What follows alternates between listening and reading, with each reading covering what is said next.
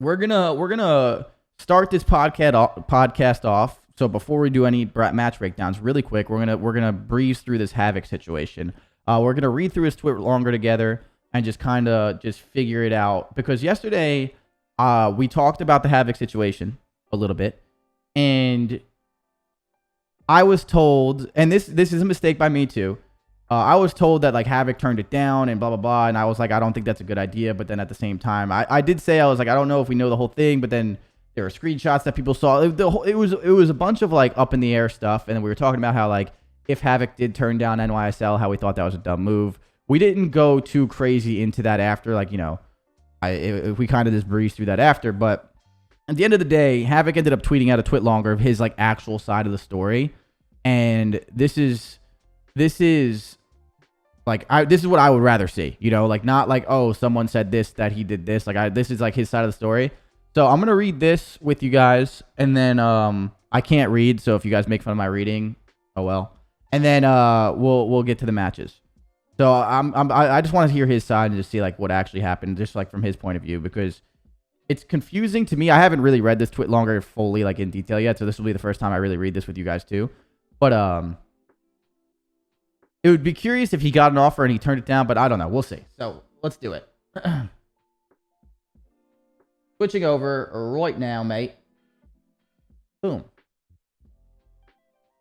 All right. So the NYSL situation, this is a post from Havok. It says, I've seen a lot of negativity and misinformation through Twitter, Reddit, and the flank regarding my decision not to join NYSL, and I wanted to clear the air.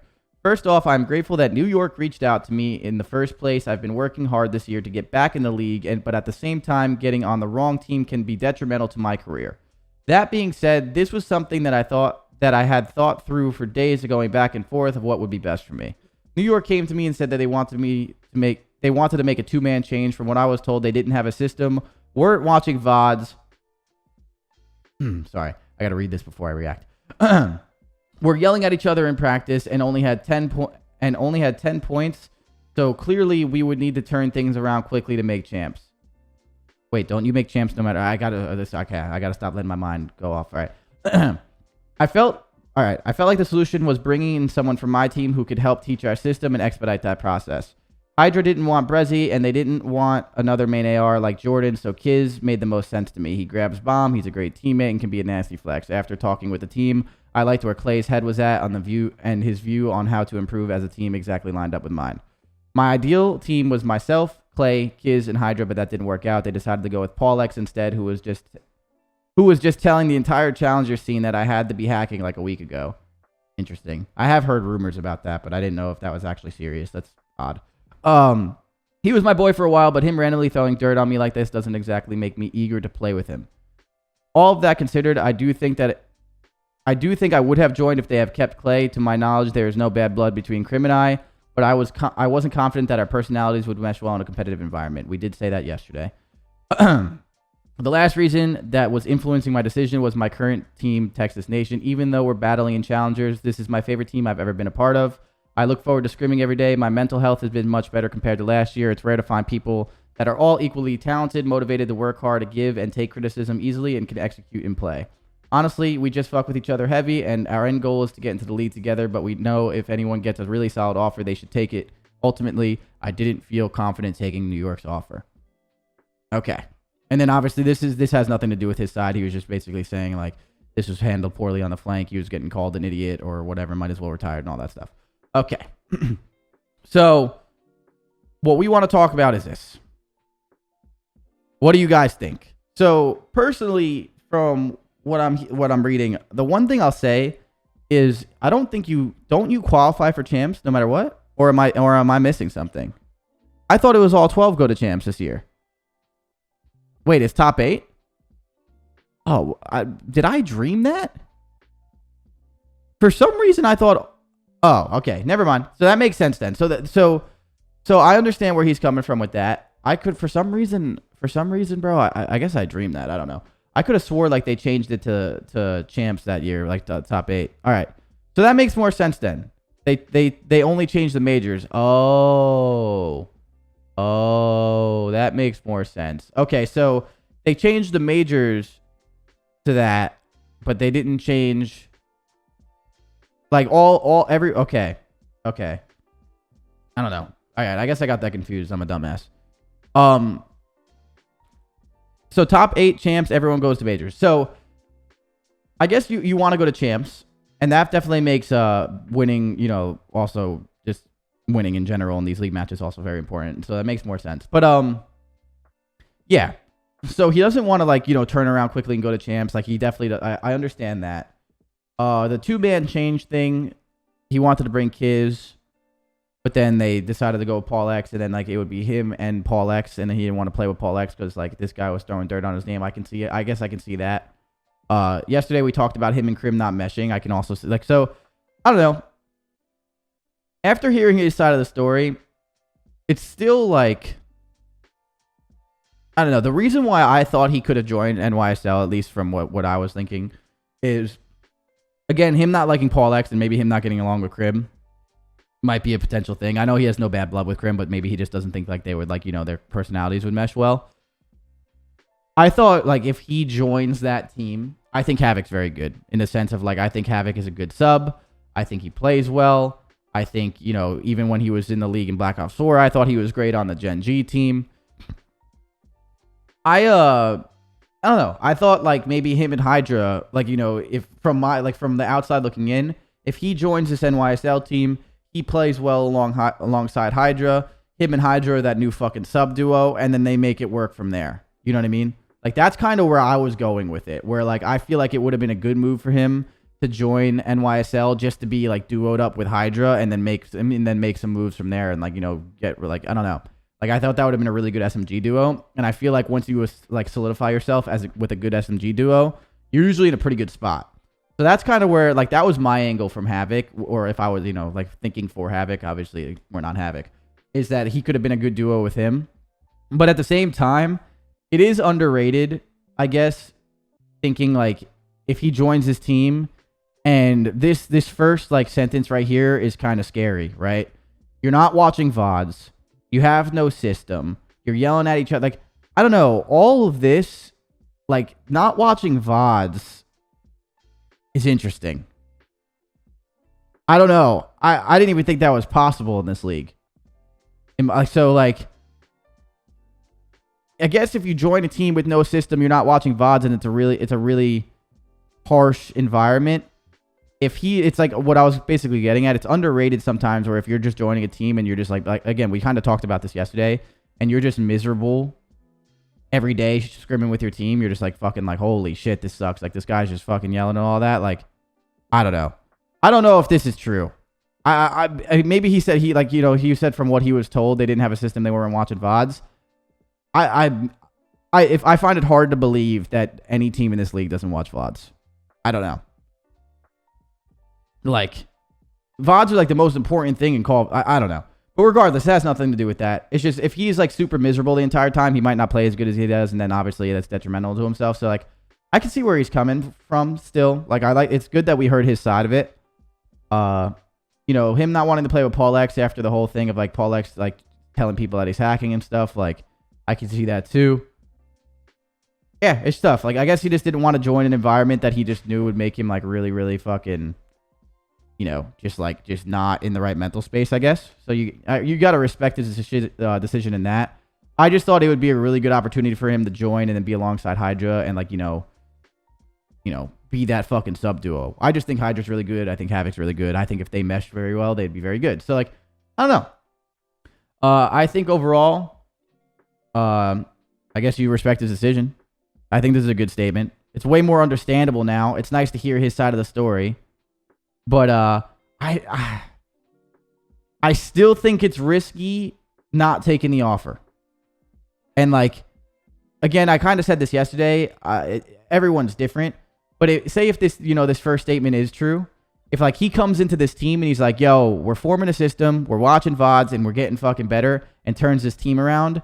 You know, if NYSL has the right coaching staff and, like, the right management, which I'm sure they do, you know, if they see this kid come in there and he's hardworking and he changes his team, like, they're going to invest in this kid. You know what I mean? They're going to be like, yo, this guy is the fucking guy. We're not getting rid of this guy. You know what I mean? That was, like, the only thing, I guess. I don't know. Like, that he could be the solution. Like, this is an opportunity to be the solution. But at the same time, if he's like not fully confident that he can be that solution, you know, because like this is a scary sentence if he was told this, like if he can't be that solution, or he's like, you know, he doesn't think it's like it's going to be in time or enough or whatever it is, like I understand him not wanting to try and do that. So the Kismet thing makes sense, whatever. I'm surprised Hydra didn't want to play with Brezzy, because I think Brezzy's really fucking good, by the way. I think Brezzy is really fucking good. I thought Brezzy was really fucking good in Black Ops 4. I thought it was a mistake not playing Brezzy in MW. Like, I don't know. But yeah, this is a risk.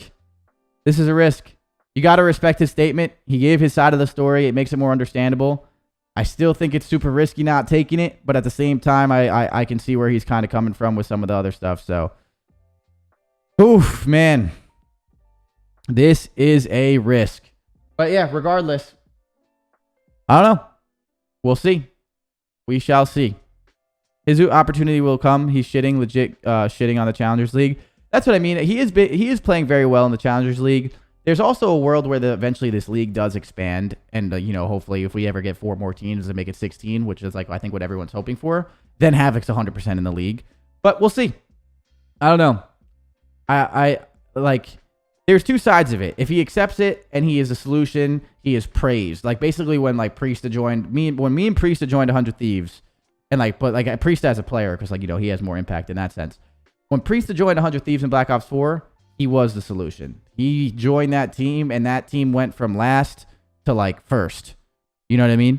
And like he was praised for that. Like Priesta was the guy that joined that team and changed that fucking roster. Like that change between me and Priesta to 100 Thieves was like a lot. Like he was that solution. That's like that's a really good opportunity to do for yourself too. But at the same time, like, I don't know, the whole not watching VODs thing, I don't even know if I fully believe that, but still, yeah, the Pro-Am this year, Havok will get his chance. I mean, that's not a chance to be in the league. That's just a chance to play on main. Like that's not like a chance. Like, you know what I mean? Like that doesn't really change much. Like, that Texas Nation team is actually good, don't get me wrong. But, like, so, like, they can do well. I'm not saying they're not going to do well. It's just more or less like he's still not going to be in the league after that. You know what I mean? So, it's like, I don't know. We'll see. Definitely interesting. It's definitely nice to see his side of the story. And I definitely think, I definitely think he has a good shot at getting another offer. But it is a risk, so we'll got to kind of let that one play out. There's really nothing else to say about it. All right, now we move on to the breakdowns. Let's do it. First match that we will break down is my own team's match, and it is Atlanta FaZe versus London Royal Ravens. We have 4 matches to go through, so we'll be a little bit faster today. Like I just gave you guys a warning in the beginning of this podcast, we will be doing more breakdowns and like question answering during this, and then after the match, we'll take some questions about the match, and then we'll move on kind of thing. So, here we go. Let's do it. Keys to victory real quick. No keys to victory. There we go. London. Keys to victory. Atlanta FaZe. Bring your A game for Desert Siege SND. Yeah. Bring that A game, baby. Bring that A game. That is the plan when you play Call of Duty. Bring the A game. Keep developing your control. Offensive game. Atlanta's first in control defensive win percentage. Fuck yeah. 7th in offensive percentage. Fuck no. Let's go. We lost the defense yesterday. We got slammed. We'll talk about it. Coin flip winner has a massive advantage in game 3. Bro. That's not like a key. Am I missing? That's not like a key to victory, though. I can't control that. Why am I getting so much shit for losing the coin flips? Did you guys see the kid that tweeted me yesterday? The guy that tweeted me yesterday said, just stop playing Gavutu control. Like, guys, you know, like, fuck off. Like, yes, the key to victory has a massive advantage. Like, this is 100% right. But at the same time, like, this key to victory needs to be like, Atlanta FaZe's practice needs to be better at Gavutu control, because if they lose the, like, you know what I mean? Like, this key to victory is uncontrollable. But what you can control is actually getting better at Gavutu. Like, whatever. Whatever, dude. Key to victory for London. We're moving on. Got to get better at coin flips? Fuck off, all of you. All right, London Royal Ravens. Send Bocage Hardpoint to the veto bin. Atlanta 6-0, 8-7. Okay. Win the rotation battle on Gavutu Hardpoint. Atlanta faces first in Gavutu hold percentage. London is third. Take the Bocage SND. Atlanta hasn't played that yet, and London 2-0. So play Atlanta on Bocage, okay? Here we go. Imagine getting slammed in coin flips, bro. All of you, fuck off, dude. Oh man, you guys are assholes, dude. I'm sorry, I'm not good at flipping the damn coin. I don't know what to tell you, dude. I honestly think I probably have one of the worst records, though. No lie. So, yeah. Okay. Here's the vetoes here. So we'll talk about it and then we'll move on to the series. Gavutu Hardpoint was map 1. They picked this, so they got Team A because we lost the coin flip, and they picked Gavutu. We were fine with that. So we vetoed Berlin on them. They're a good Berlin team. London's a good hardpoint team across the board. So we vetoed Berlin. They're good at Berlin, and we haven't been. So we're gonna play that smart. They got rid of Bocage. We got rid of Tuscan. They got rid of Berlin. And then they took the key to victory. They played Bocage. And then Tuscan was the one that they vetoed. They played Gavutu. This makes sense. I feel like this all makes sense, right? These vetoes are pretty sensible. I feel like you could have predicted these before the series even started. Bocage SND and Siege SND are good maps for both teams. Hardpoints are good maps for both teams. The only thing that sticks out is obviously the Atlanta FaZe keeps playing Gavutu, and they just keep playing Gavutu because, how fucking stupid is their stupid fucking coach that he's playing Gavutu control, dude? How fucking dumb is Crowder? Yeah, we get it. Anyway, so let's watch.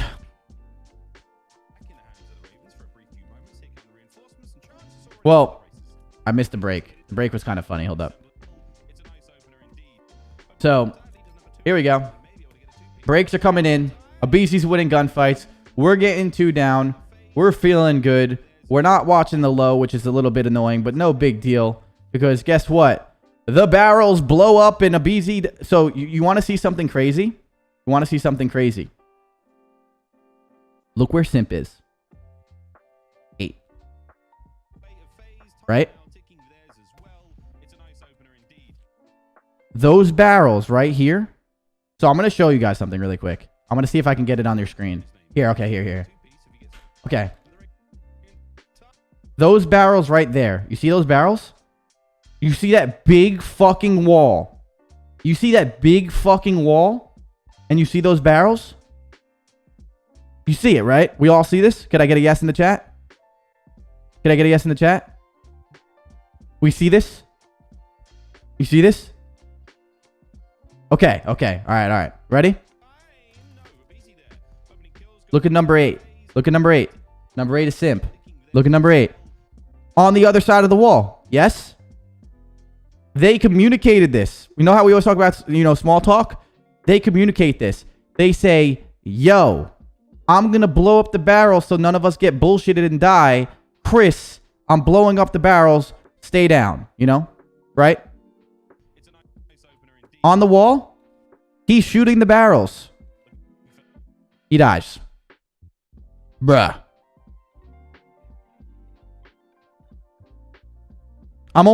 They literally, this was communicated. This was planned. Bruh. So, yeah.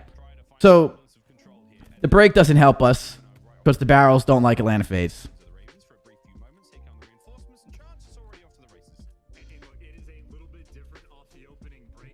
So, Abisi wanted Simp to die in that situation. Yeah, I don't know. That was kind of messed up from Abisi. Clearly a mistake. But okay. Here we go. So, we're moving forward. We end up winning this rotation. We end up holding the break, though. So, we're still fine.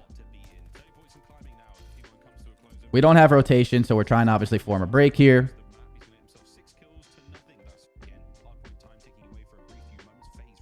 And, this all, looks good. Wait, did we miss the listening already? No. So this all looks good. We start off hot. You know, like we're controlling the pace of the game. This P3 looks really good. Like we're up 114 to 21. Like we're playing fucking good Call of Duty. Like, you know, we needed the break on P2. We broke on P2. We have the spawns. We rotate the P3. Like everything is going well for us. Now, like London has a chance to bring this back. Arcides is having, so he gets those streaks. And like, if you back it up here, like watch. Like this streak right here is just huge because we're able to actually, like, you know, use this to get a kill back alley. We put ourselves in a 2v4 situation. Zero gets this kill. So Zero goes really big here if you want to tip Zero. Zero getting this 3-piece from top tower was really good because that streak could have been, like, devastating for them. You know, we could have taken more of a lead, kept them spawn trapped back here. So this was, Alec, you know, he kind of shuts down that streak. And that was a big play out of him.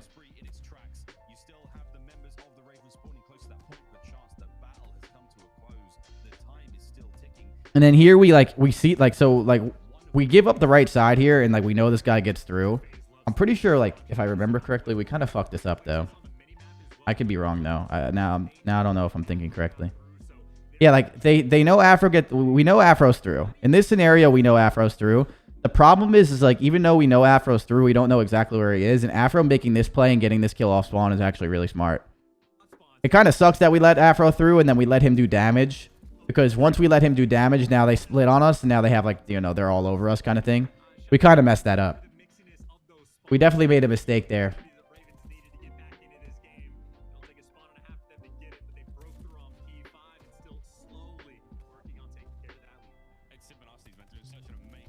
Like, all this time that London's getting, like, we could have, you know, avoided, but we didn't. Little pistol action.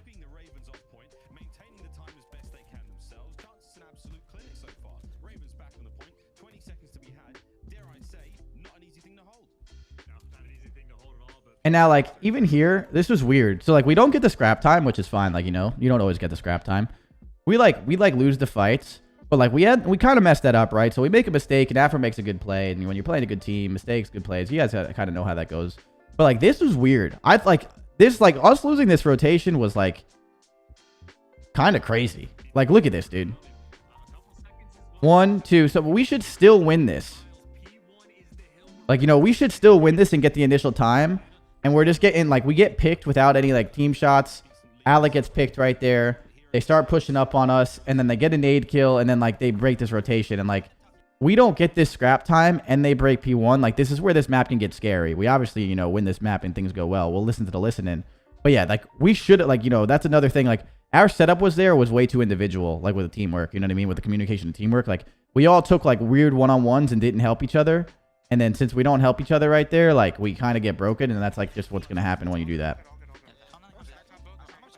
Hey, wait. Did you hear my guy Cell right there? Do you hear Mr. MC? MC, so before we go into anything, you know, I can always give you the insight of my team. This guy MC is just he's a grinder, dude. Like, and it's not even in the sense of the game. Like, bro, he gets on every day, and, like, you know, his big thing is, like, calming down the comms and, like, you know, relaxing because he can, you know, spam call sometimes. And, bro, for the last, like, week and a half, he's been getting on and just, like, doing so much fucking work and just, like, changing his communication, like, to the team. And, like, listen to him what he says right here. Let's go for a listen in with the latter phase.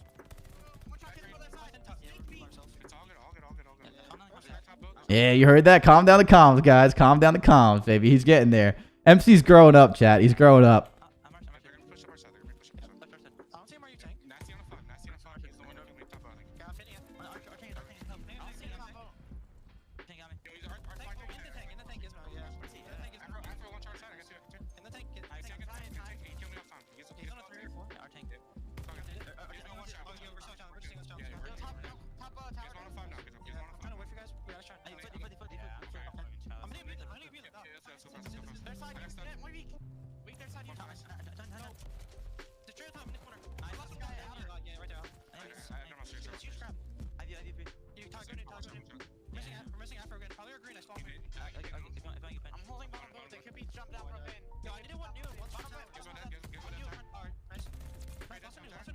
Jesus, dude, he's in demon mode right now.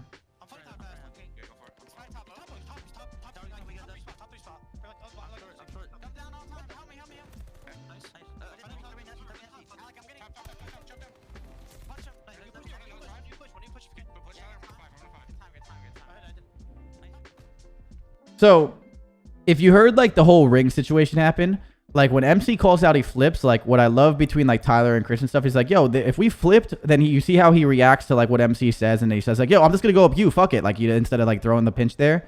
Like what I did, like that's what I liked in the listen-in. Like they were trying to calm themselves down, and like again, we work on this a lot with this team because this team can get like, you know, this team can get hectic real quick just in the natural element of just like these players, like, you know, they're fucking fast paced, they want to fucking go.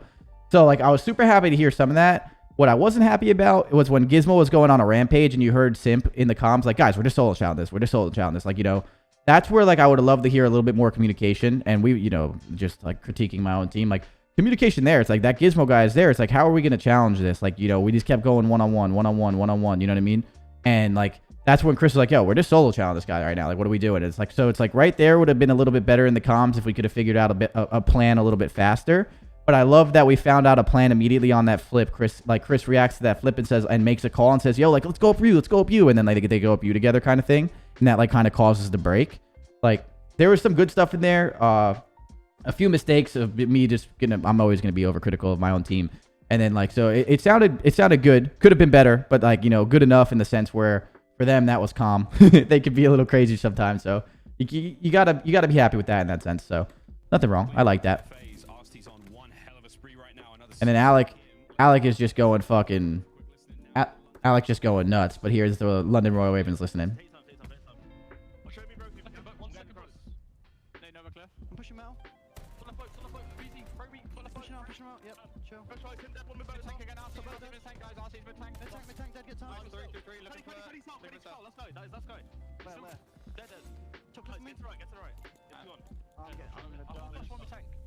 I'm trying to help you here, Joe. I'll get you mid-stairs, okay, Joe? Yeah, I'm trying to share side. What's that side of me? Oh, dead. I'm rolled. You're missing one new. Oh, he's dead. Hey, last guy old. Let him old. Yeah, he's old. He killed me. I have the back, but he can... I'll try hold everything. I got you, I can't really help you, bro. Let's shoot that side. Simple someone else. All three. Get on the BC. Three. Get telling me I need help. You're good. BC's cutting from mid somewhere. Okay, there he is. Steady. I need a close push. First time I'm fucking rotating already. On the rock cell, I didn't hit him. The reason why I was laughing right there is because I think it was nasty. Was that nasty? He was like, fuck it, I'll just hold the back myself, I guess. Like saying like he'll try and hold everything himself. You're like, here kind of lose full. He's not losing full as the player, like as a teammate. Like he's not mad at his team or anything. He just like being back there in the moment is just so like, all right, guys, I'm going to do my fucking best to not let them back here. It's just so fucking hard. Like there's so many, you have to worry about that lane, the hop up, the tower hop up, the short. There's like, bro, he was just like, I'll just try and fucking hold everything. Like, it was just funny the way he sounded. He sounded so stressed right there because of it. But their comms looked good. They talked about rotating. They talked about waiting for each other. Like, I think they sounded good right there. You know, Alec had 2 sets of streaks. He was able to bail us out in some of the rotations, and that's why they were able to play that P2 so heavily, knowing that they have streaks to come from the front. So, like, we make a good decision of trying to play P2 heavy and then obviously late rotate to this P3 because we have streaks. And I think London sounds good. I think they're good on that sense. In that sense, Afro makes a good play. He's route man. Afro's like, yo, we're down. I'm gonna trust you guys to do the best over here at scrap time, and you guys just need to do, you know, you guys need to fucking like trust me to get you to these spawns right here, kind of thing. You know what I mean? So even though they spawn here, this is where the spawns get weird, and like this is Vanguard sense in my opinion. I still hate it, but like watch. A squad spawn out. As soon as 6 spawns there, he now knows that, all right, yo, they're out. They're behind you guys. Get ready. We flipped. And then he relays that information to number 8. That's why number 8 plays it like this. Like you see like how like that guy spawning saying he flipped relays this to like the situational play of Chris, instead of staying there just getting shot in the back, he knows that there's people behind him. That's like why, watch. Like that's why like he knows for a fact now there's someone behind him. Like he kind of gets the gist of it beforehand when we start like slowly flipping. Then he gets the confirmation and then ready. That's why he's playing this so slow. And then he wins this gunfight. And now here is where you think like, oh, London's fucked, right? London is fucked. It's over. Boom and done. And now this spawn right here, this is a spawn in Vanguard on this map. Like you can spawn red tower sometimes on this hill if like you block shit and like you really spawn them out. It's not like common, but like at the same time it does happen. You think 3 dead. They can't spawn cliff because we're obviously blocking cliff. They're not going to spawn ring because we're obviously blocking ring. They should not spawn in the back because we're blocking the back. They should spawn tower, right? And they don't.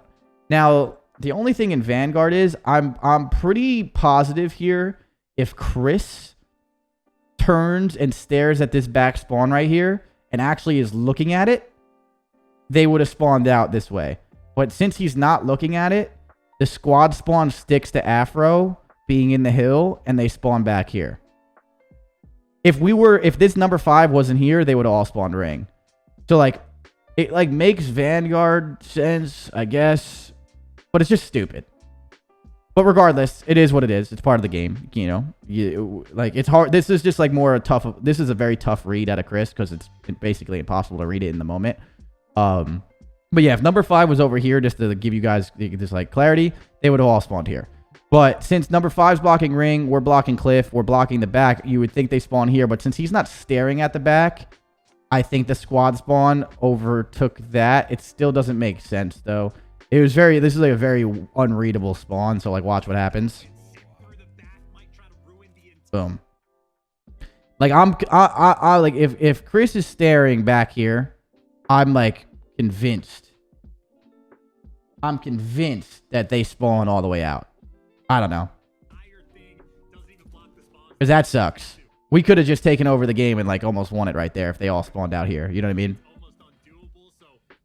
But regardless, we flood in. We're trying to break through. We put them in a fucking mean spawn trap right now. You know, we're fighting. We're still fighting. No one gets out this time. And then we're just like, you know, playing like the P5 again. We're doing our best. We spawn in the back. Afro comes through the front. They do like this route right here though. So like the problem with our setup here is like we're just like leaving this route open for him to go through here. And since we leave this lane open, like Afro takes it. And then like, yeah, I don't know. So they do a good job here in the sense like they're holding off the scrap time. And then basically this map is inevitable for us to just do what we do right here. We end up getting the kills in the P1. We force them to rotate and we win. So that map was a really good map at Alec. Alec's an absolute fucking monster and he plays really good. We made a few mistakes there, but at the same time, we also made a good plays there and we kind of win Gavutu against a very good Gavutu team too. I'm pretty sure they were 5-2, now 5-3 on that map. Like they're a good hardpoint team, especially on Gavutu. So Alex in the chat for him. You guys want to see that final scoreboard one last time? Right there. Alec went 40-22. The guy just went absolutely fucking wild. He absolutely fried. We played good. And even with those mistakes, he was able to bail us out. And that's just like a part of like Call of Duty sometimes. Like, you know. So there's some stuff to, you know, get better. Even though we won, there's a lot of learning experience there for us. But we still end up winning and doing it. And then the key to victory said play us on Bocage SND. You've never seen us play on Bocage SND before. So we leave Bocage SND in this. We're fairly confident on this map. We just haven't really been able to play it too much. We vetoed it a lot of times too. But like we like this map and we wanted to play it. Especially our Tuscan was weird the last time we played it. So we're getting better at that in practice. You know what I mean? So we're like, fuck it. We're going to play Bocage. We're confident. We're going to do our thing. We have Simp and Abeezy on our team. Let's fucking run it. You know what I mean? And then this first round, I literally looked away and I looked back and it was done. Busted Knuckles, by the way. Thank you for the 28 months.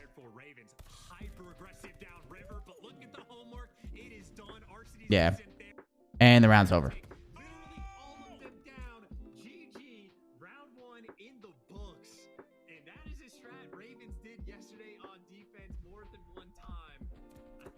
So yeah, that was just a good call that countered obviously their B play, and then they just went from there. But yeah, this map is crazy, dude. I think Sim maybe the player with the most pressure on him right now. It looks like the coordination of the nades. I think that might be slightly off the mark, and Sim able to stay alive. So they're just going to be wrapping out even with the pressure on Sim. But yeah, skipping forward through this though, this entire Bocage is just like. We were making really decisive plays. We were winning a lot of the one-on-ones we needed to win. Like this Bocage map, just like right now, we just like they're just feeling really comfortable on the Bocage map in that sense. This was a good round out of This is a good round out of what's called London. So they bounce back. I'm pretty sure this is where Nasty almost 1v3s though, right?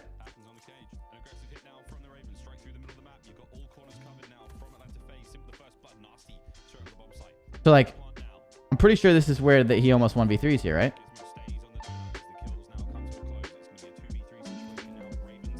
Yeah, dude, look at this. This was the weirdest spot ever because it was like a kind of a good spot. Like he can check the bomb real quick. I thought he was almost gonna do this, dude. I thought he was about to pull off a 1v3 again, dude.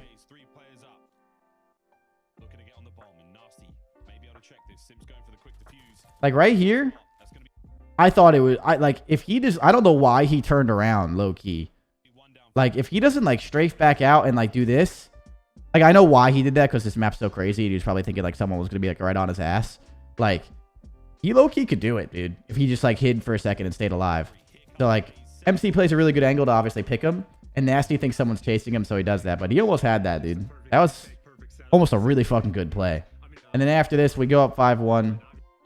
London wins this next round, I'm pretty sure, right? We go B. I'm pretty sure we go B. We use this streak. We get B control. And then here, like, this is where this round plays out for us, like, not in our favor.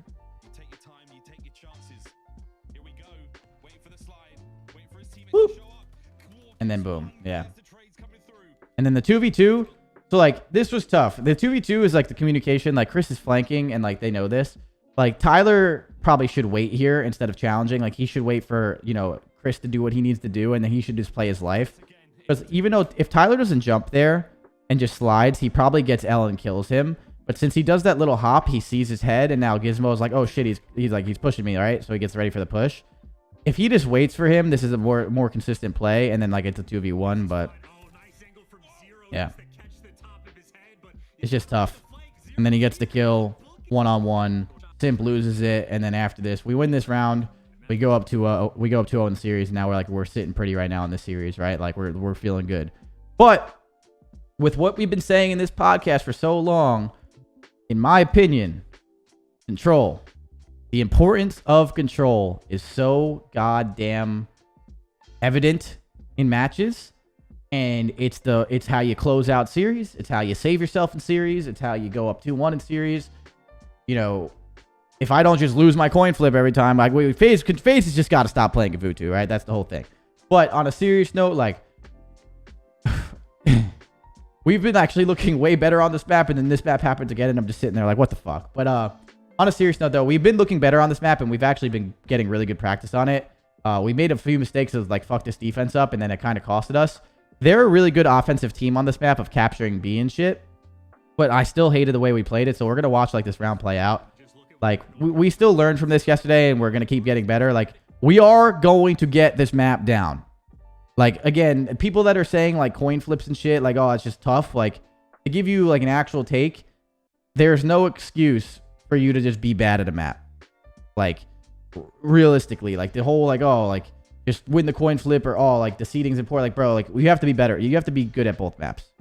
That's it. And if you're not, that's on you. So, like, right now, it's on us for, like, not performing, like, in these matches to, like, obviously, like, win these Gavutu controls. But I can tell you, like, with certainty that, like, the amount of practice that we've been getting on Gavutu control has been good, and it's been looking way better in practice too. So we just have to translate this to matches a little bit more, and we're really we're there. So we're getting there. It's just a slow process right now. It's very annoying, but it is what it is, and we just got to keep learning from, like, these little things. But you can see, like, this first defense kind of sets the tone.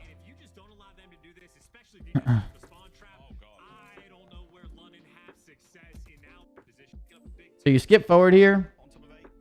The defense is going, you know, the defense is going fine. Like, everything in this defense is fine right now. It's not that big.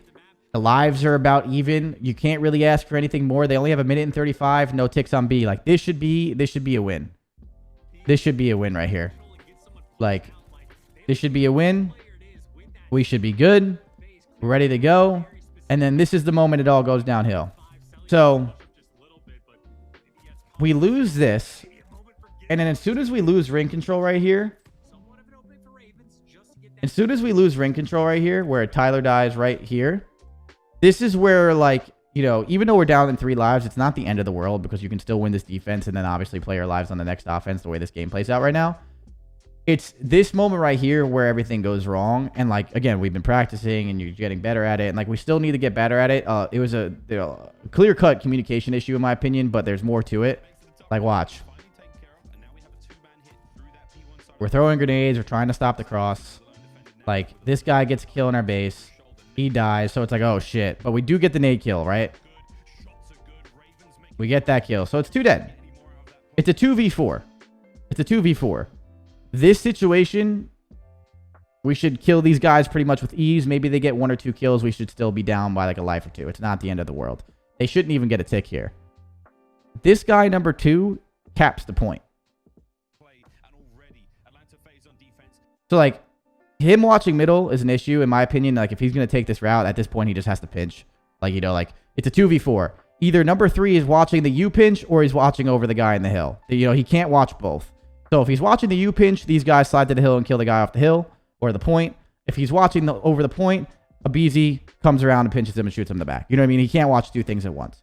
So Abizi needs the pinch, and he doesn't, which obviously sucks.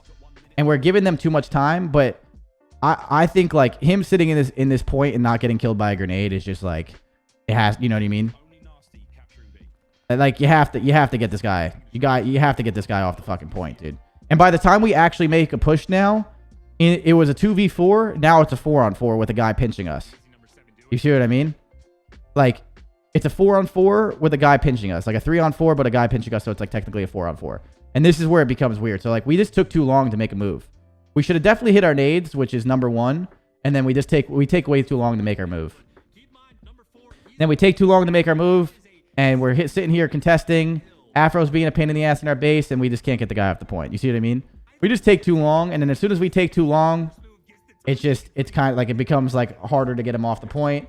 Lives are now not in our favor, so this next push is basically everything. And on top of that, like, killing the people out of that truck is so hard. Yeah, but hitting a grenade is not. And we, like, that's just, it is what it is. And then, so like, again, we do this, and then like, you can just see the miscommunication. He slides out to the point, and no one's looking over him. So like, he slides by himself, and no one is looking over like number 3 shooting at him. So as number 3 is shooting at him, you have to coordinate someone strafe out and shoot at number 3, right? Like in communication again, like, yo, I'm sliding, and then as he slides, you look over him, kind of thing. We don't do that, and now it's chalked. Again, Nasty capped that point by himself without getting grenaded out, and there was obviously way more to it. But yeah, that was just the basic gist of that. And then, again, you skip forward through the rest of this map. So, like, we're doing whatever. We're trying to win this offense. But, like, right here in this scenario, realistically in this scenario right here, if we just won that defense and, you know, say we actually got him out of the point, hypothetically, and we, you know, the lives were down by, like, 2 or 3, but we win the defense, we're not in a bad spot here. All we have to do is have one good defense, and we, you know what I'm saying, and we're in a good spot. So like, we don't play this terribly. Obviously, we don't win the offense, and we got to get better at winning offenses. But like, this isn't terrible right now. If we win that defense and we're down a couple lives, like, we could still fight and be in this game. But the problem is that we choked that first defense and it puts us down 0-2. You see? So it's like, we don't even play this bad, because here, realistically, right now, we can stop pushing and just play kills, and we would be fine. Obviously, when a tick base comes, it's a whole different story. But like right now, the way like this map is played, we would be fine right here in this scenario right here. We are chilling if we would have won that defense. And that's the thing. It's like everything is going to plan except for that first round. So it's just like that first round defense can't happen, and those mistakes just lead us to have to push this. And now we have to push this, and we're going to go down in lives. We're not going to get the kills. And now like we go down 4, and we were already down 4. So even if we go to last round here, we're still getting a last round offense. So we're just in a shitty situation. Is it doable? Yes. Is there a reason to chalk it? Hell no. Like, you can still do it, but it just sucks.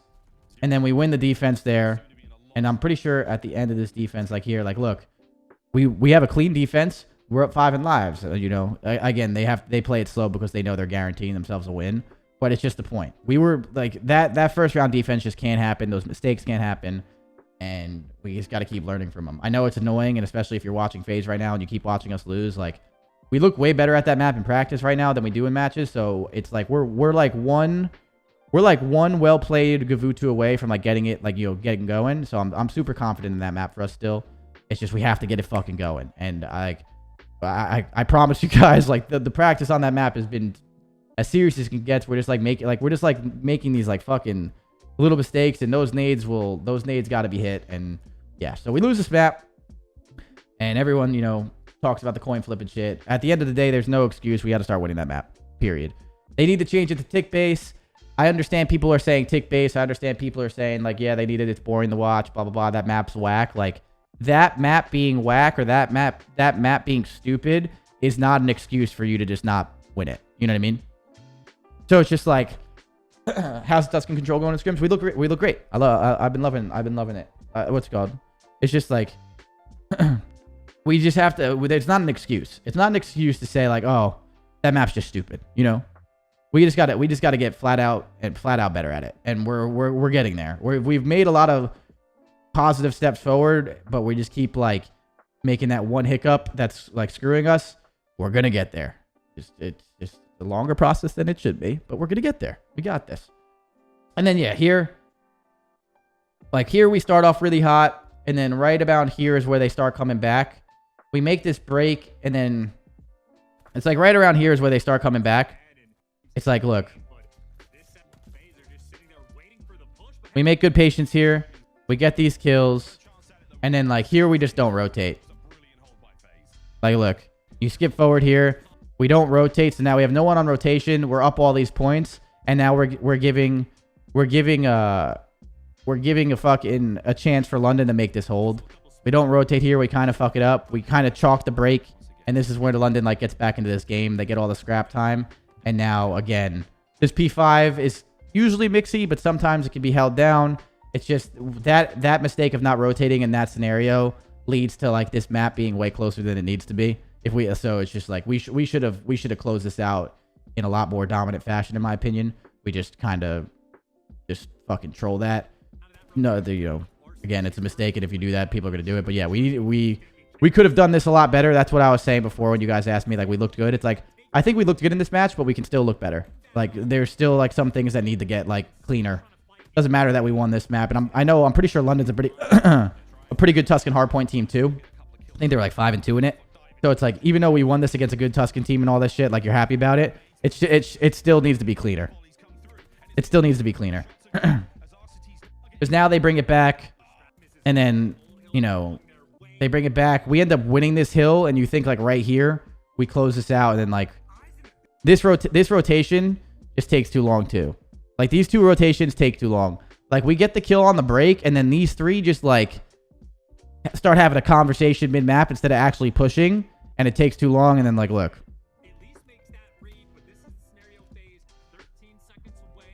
They're having a casual conversation mid-map right now. Still have it, like they're taking way too long to go, and now by the time they go, like number one's already in the play again. Even though he's not in the play, he's watching the pinch. You see what I mean? And then we take too long, and then we give London like time to actually hold it. Even though like number one has nothing to do with it, he can still be in a place to trade. Like, and you can see like he's just in this where it's like, yeah, that just completely screwed us. And then I saw people talking about this spawn, how they flipped and stuff. But, like, that's just what happens when you leave the middle of the map open. Like, this is how this map plays. Just like the spawn on Gavutu, how, like, we watched that spawn be, like, really shitty on the Gavutu, where it, like, almost costed us on the Gavutu. How, like, we got all the kills and they spawned behind Chris and, like, you know, Vanguard spawns, LOL. It's the same thing here. Like, watch. They leave the middle of the map open after number one dies. And I know number four is, like, pushed up. But he's very pushed up here, and it leaves a gap for us to get through.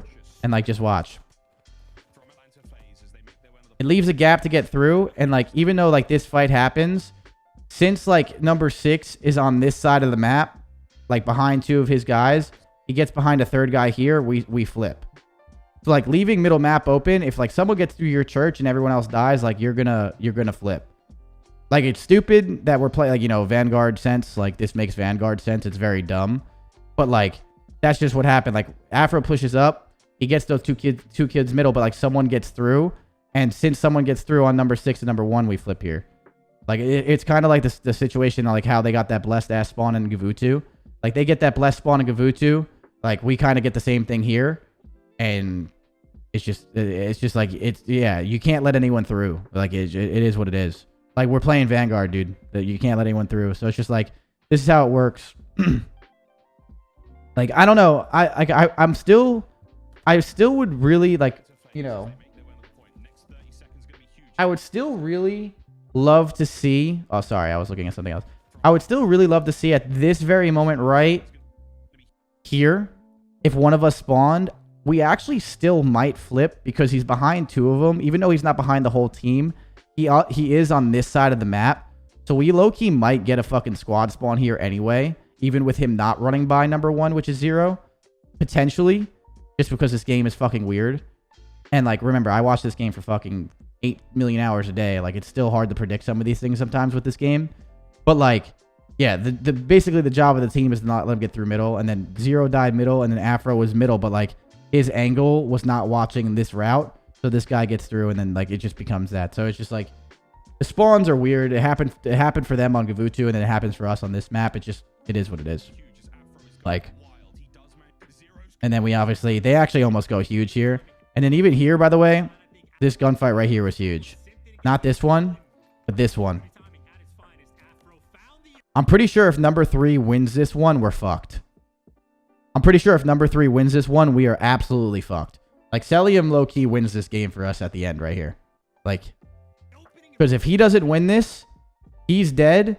He's probably spawning out with number 6, potentially. And then number 7's got a 2-on-1 in the back. You know what I mean? Like, they're going to push out number 7, probably kill him, and we're probably going to lose this game. But this all stemmed from us not breaking that P1 and also, like, a slow rotation. Like, we got a little bit too tunneled on some of the rotations. And, like, we put ourselves in a little bit of hole. But we should have won this in a way more dominant fashion. Like, this map shouldn't have even been close. We kind of started giving them rotations and fuck it up. So, like, we made mistakes. I was happy with how we started. But, again, it could have been cleaner. London's a really good hardpoint team, though. So when I say it should have been cleaner, I'm holding my team to high standards. And I'm not saying that London is bad, because London is an incredible team. They're really, really good. And when you make mistakes against this team, they're gonna either beat you or make it fucking close.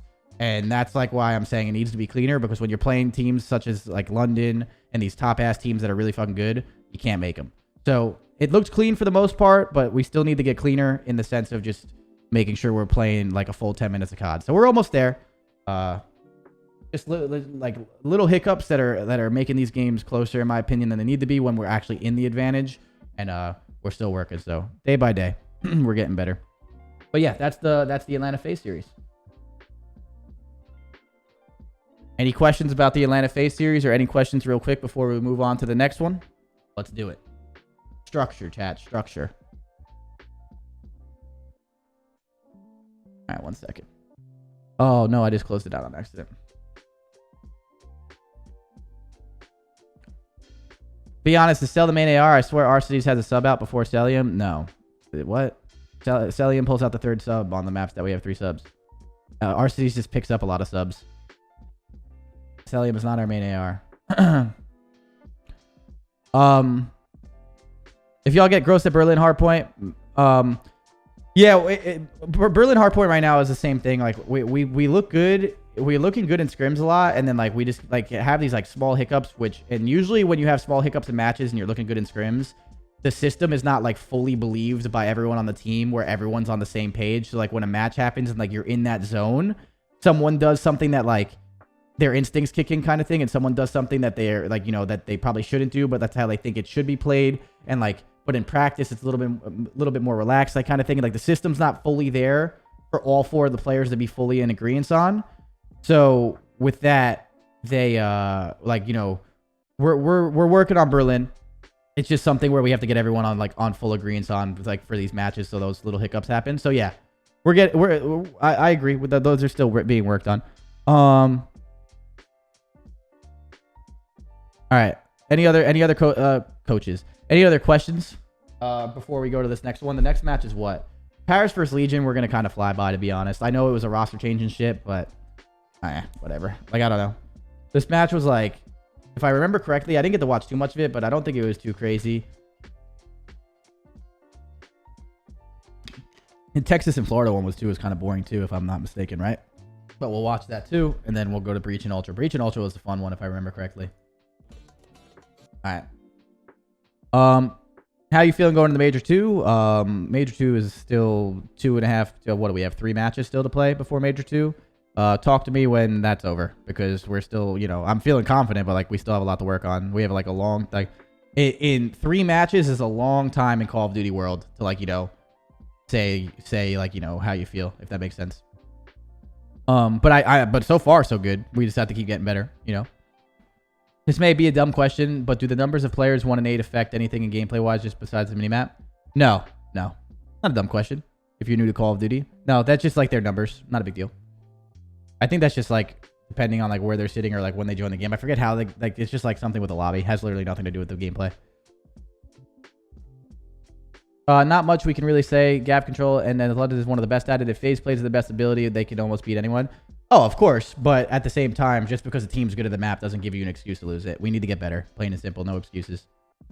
I'm still happy with our match and shit. Like, we're making progress, but, you know, I'm always going to hold my guys to a high standard and, like, make sure we're still getting better every day. Even through winning, you have to get better.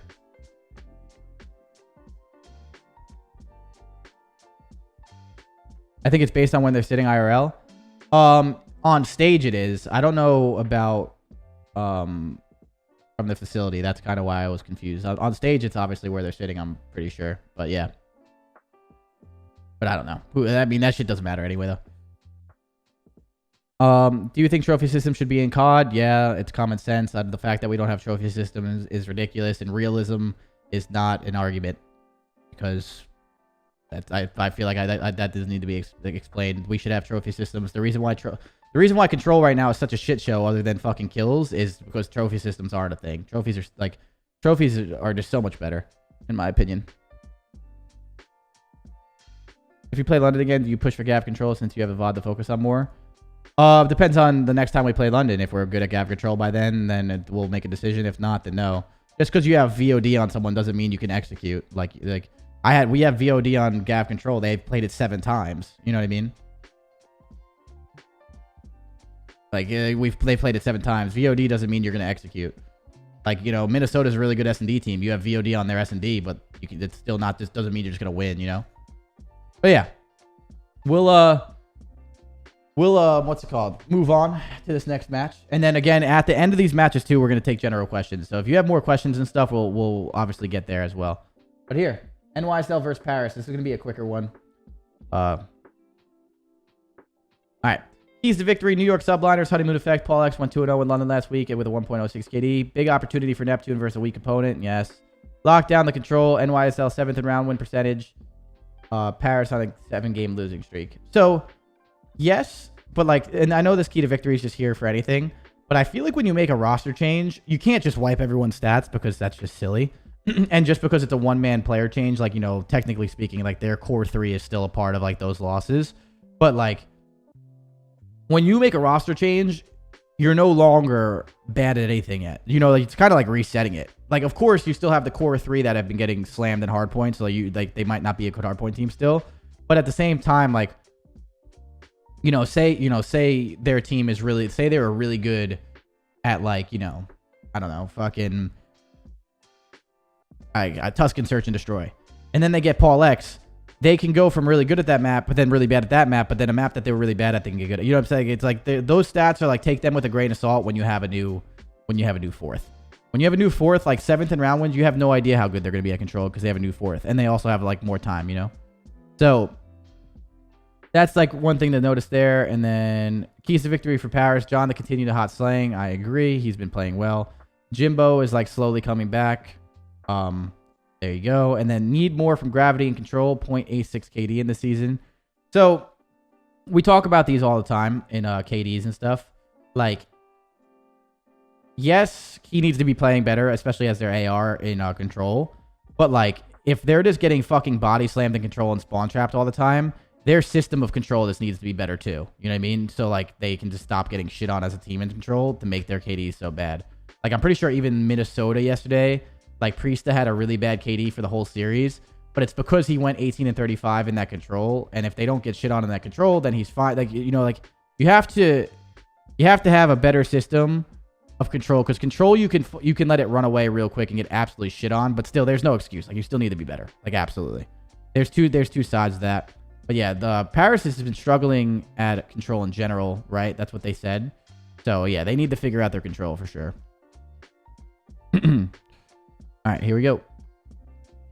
All right. Oh, wait. Hello? Didn't I just have vetoes? Where are vetoes? There we go. All right, so vetoes, Hardpoint, Tuscan, Gavutu. Paris has been auto-vetoing Gavutu, so that makes sense.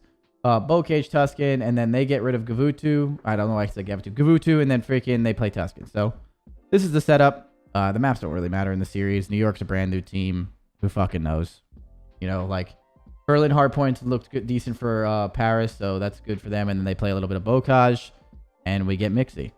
So real quick, real quick, I'm pretty sure New York does it, right? New York wins this first map. I didn't get to watch this map in depth, just with everything going on. But New York wins this, right?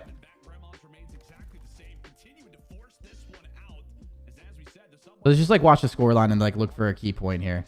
It's about even. It's about even. It's about even. Oh, listen. Oh, do listen and hold up, hold up. You gotta listen to this. Here we go. All right, listen in with NYSL, the new team. Here we go. I'm waiting till you spawn. Oh, wait. I'm trying to pick your real. Stay on. I can't hold it. I'm not sleep right now. No one's beat hut. Deep needed. Yeah. Tempest deep. John, one shot. Yeah, you got me for now. Four. Yep. Never get a nade on out. Get a nade. Get a nade. Nading over right now. Naded. Watch him plat. Let me push out, okay? Yeah, watch him plat. Weak on time. Stop on me. Stop. Dead. Nice job. Top gate. On gate dead. Yo, P2 midfield. Yo, midfield. He's out the midfield going on the truck. On that tank. Yep, he's still there. Okay, look for me. Oh, yeah. Jesus. Okay, 2 bottom bar. 2 pushing one more bottom bar. Already. Don't like him. Go long. I spawn close to you. What's still gonna be low Z, guys? Yeah, John low Z. Z dead. I still on the back. Yo, back barn, one shot. Dead. Nice. Yo, side off. I don't see him. Nice. Alright, push out. I'm playing bottom barn. Nice. I'll pick up low left. Yo, front take. Go. Front take dead. It might be going around. No, that's good. One's left. Two left. Give me a second behind him. Stop right now. Yeah, I have your Z. No, there's 3 there. One's left. One in a hole. All low on you. All plat. He's AC, John. One low. He's going hole right now, John. We're bottom barn. Go left. Be careful, John. You're gonna get angle on you. Hold dead. Yeah, take your time. He's on the tank. He pitched back burn. Dead. Nice. On the low tank. I spawned right. One's behind you. Porter, stay down. He's weak, Jimbo. One shot on the tank. Yeah, he's on the tank. I'll kill him. Okay. Nice, get that time. You push out. Flat right now, Donnie's absolute flat. One's low left. I got behind. Nice, low left, guys. I'm one shot. Oh my god. Nice, get shit on. I died on Twitter. I'll get the shot. He's VP5. Yeah, another one. Ace and D. Yeah, take your time, Parker. Ace and D right now. Temp. Okay, I'm watching. Go kitch. One bench, Sean. No, buck left. Donnie dead. Kitch right now. Okay, kitchen. One's going top house, I think. Yeah, I'm already right. Kitchen. He's tower. One shot kitchen. Gravity. I'm pitching tunnel. I'm pulling out stuff for this. I got nade front. Nice, kitchen dead. Nice, let's fight this shit. I'm playing for your spawners. Close to me.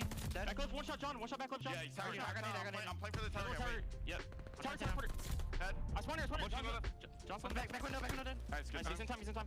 Kitch. One shot, Kitch.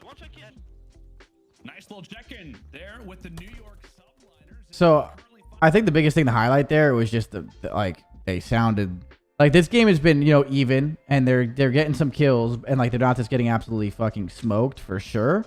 But like even when it was even, I just feel like they actually had some fucking faith, you know? Just they just sound better than what we've heard this entire year. Like even when like games were closer with them, they still sounded frustrated. You know what I mean? Like I don't know, like they definitely seemed a little bit more in sync, and just the vibe of that team just looks better. Like, you know, sounds better. So of course that's going to happen when you make a roster change. It's the honeymoon effect, which is way better than what you want. So that's a good step for NYSL, obviously. That's like, you know, step number 1. And then again, this game is pretty close this entire time. I wanted to see like if there's any like super turning point. Yeah, so it's right. It's like right around here where like this game, anything can happen like right here on this P1. Let's watch it from here.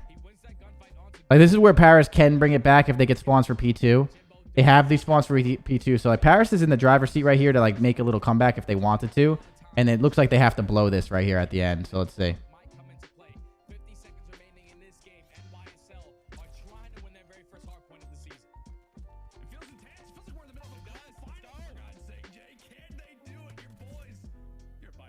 Yeah, like right here, Paris should Paris should get a comeback here. 10 seconds left. They have the spawns. Like, something has to go wrong.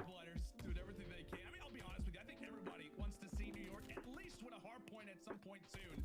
But can it be today? Paris trying to keep that streak alive and walk away with an early victory in this series. There it is. That kill right there. So, like, Paul X, starting from right here. Watch Paul X's arrow. Number 1. Ready? 1. He gets through. They have 3 people. He gets back through again. Number 8, like, kind of gives him up and then gets killed from him, so he gets 2. And then he gets 3. Like, that 3-piece right there allows this player, who's making a very good play, Hydra, to take a route and then win that important gunfight. Like, to put him in a position to win that gunfight. Because now they're all looking for this guy because he's so close and important. But they're completely forgetting about this guy. And then that win right there secures them spawns for NYSL to spawn back here.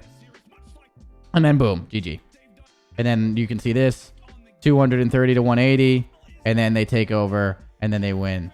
Like, that 3-piece from NYSL and that play like with Paul X just being annoying to allow Hydra to get around the back there was just perfect. They didn't kill Paul quick enough when he got that 1 kill and got through. And then that guy's able to get around the back and get that kill, which sucks. So that sucks. And then if you look at the numbers, we have basically, you know, 42 from Hydra and 40 from Crim6. Paul X not doing crazy in the kill feed, but he was sitting his ass in the hill with 240 in the hill, bro.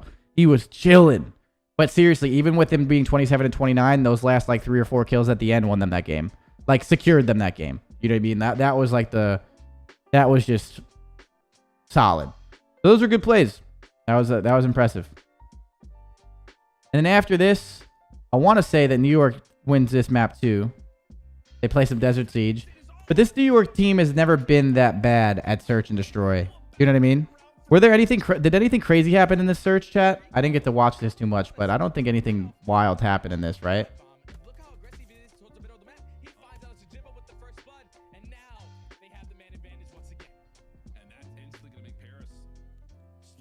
Hydra snipes. Which round did Hydra get all those snipes? I actually know what you're talking about. Nep had an ace first round. All right, we can watch the ace. Here.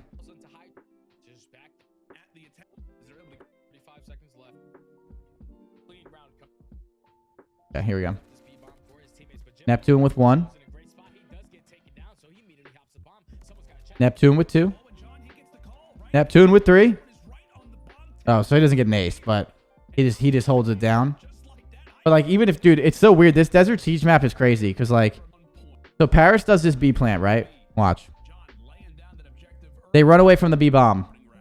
This is such a weird bomb because like, it's so hard to defend. It's so hard to defend. Like, look.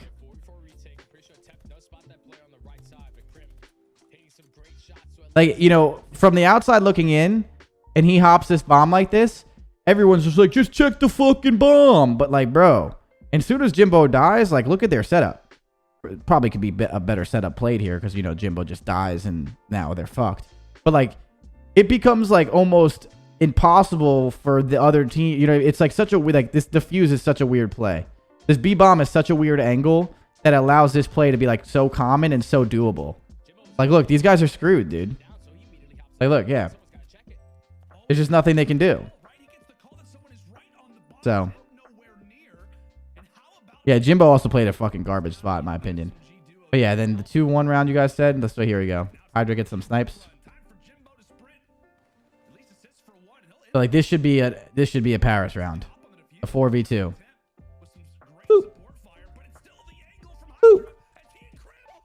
Yeah. But like, I don't know, hold up. I just want to see something. But even in this scenario, 1, no. Like, doesn't this look weird? Like, no one's looking over this guy. Like, he just hopped on the bomb in a 4v3 And granted, if someone's standing right behind him, looking over him, I kind of understand. But, like, no one's looking over him. Like, I don't know. What is number 5 doing? I don't know. He's playing B. What do you mean? What? He can't just fucking snap his fingers and get to A. Like, look. And soon as, like, look, he's watching the flank, and then as soon as, like, A goes down, he's just going back. And then, like, he's going back to play, like, the deep pinch here. Like, I actually don't think this is a bad play at all from number 5. Number 8 just fucking gets on the bomb. Oh, you're talking about last round? Oh, okay, my bad. My bad. But, yeah, dude. Like, him being here just sucks because he's got no, like, this just looks fucking weird. Like, I know he almost gets this, but, like, yeah, I know he was talking about last round. My fault, guys. But, like, I don't, it's 4v2. Like, yeah, like, that was, he shouldn't have got on that bomb right away. There was no organization there. Like, that sucks. That was a bad play. Like, I respect the play and I agree with the play, but, like, you know, that just can't happen. Like, you have to be more on the ball with, like, if you're going to do that, you got to be fucking looking over. Like, yo, I'm looking over your defuse, not just, I'm getting on the bomb, fuck it. You know, like, you went a little rogue there, which sucks. And then after losing that 4v2, they kind of just get smoked from there. But, like, 4v2s in that scenario, like, just aren't what you want to do. You know, like what you want to lose. And losing a 4v2 is like a heartbreaker, dude. Especially just because, like, now it's like, fuck, we should have won that round. And then things aren't going our way. And then, yeah. So Paris kind of blew a lot of those rounds. They had that one, the one where they planted a B bomb and they blew it. Then they planted, like, and then they tried to defuse that A bomb. After that's a round they should win. Like, they started blowing rounds. And then, like, composure goes out the window. And then they probably just get smoked. But now, again, look at it. NYSL up 2-0. NYSL, they're in the driver's seat. They've won a hard point. They've won a search and destroy. They're probably fucking vibing right now. You know what I mean? They're fucking feeling good. They're doing all, you know, they're feeling amazing. Like, everything's perfect. Like, this is where NYSL, like, wishes to be. So they're probably fucking stoked here. But I'm pretty sure they get absolutely fucking smoked in this control. Don't they, like, troll here? Let's see.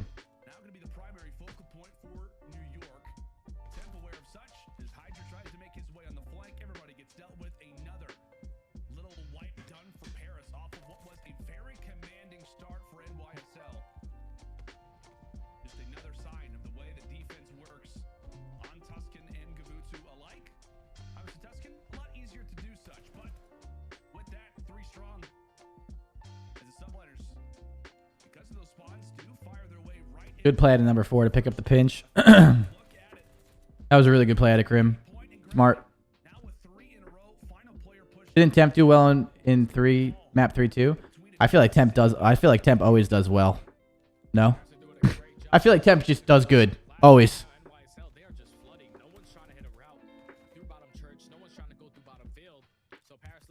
Holy shit.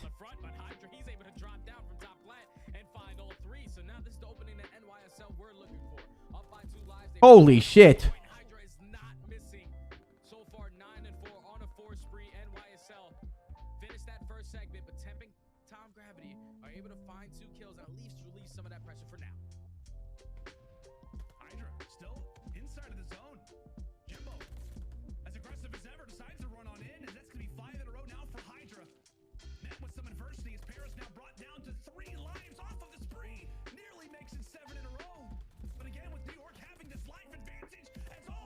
Bro, right here, like, dude, I can't believe New York loses this. Not this round, like this like map.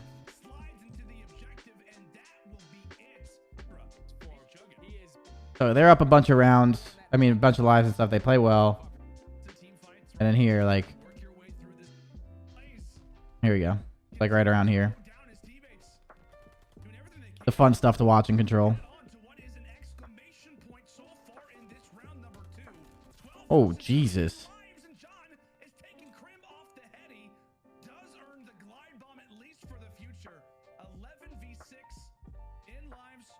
So yeah, like this like last push, like watch. Like this last push right here is just key. Honestly, New York's setup to watch their base was kind of whack, but this spawn... Sorry. This spawn right here is so stupid. Look at number 3. Like, bro, why is number 3 not just spawning right here? You know what I mean? Like, when you spawn here and you are Hydra, you are in the goddamn fucking blender. You're like, what the fuck is going on? Like, you could either make a crazy play because they're not expecting it, or you just get fucking spawn killed and you're like, okay, this is fucking stupid. Like, this spawn right here is the absolute fucking blender. And, like, he should just be spawning out. So, like, he spawns, he dies, and that all kind of stemmed from their initial setup kind of being dog shit. And what I mean by that is, like, if you, like, back it up to, like, right here, like, you could still win this round. 11-13, you're chilling. But, like, look. Like, they don't really watch the back. Like, number 1 pushes the back, and, like, lives are not in their favor right here. And then they don't watch, like, you know, he's, like, playing, like, a lot of timing angles. And then he just, like, tries to run away. And then he gets swarmed, and now, like, they don't have the back. And, like, then now they're just kind of fucked. You know what I mean? Yeah, so, like, they definitely played a bad setup, but then this fucking spawn is stupid, too.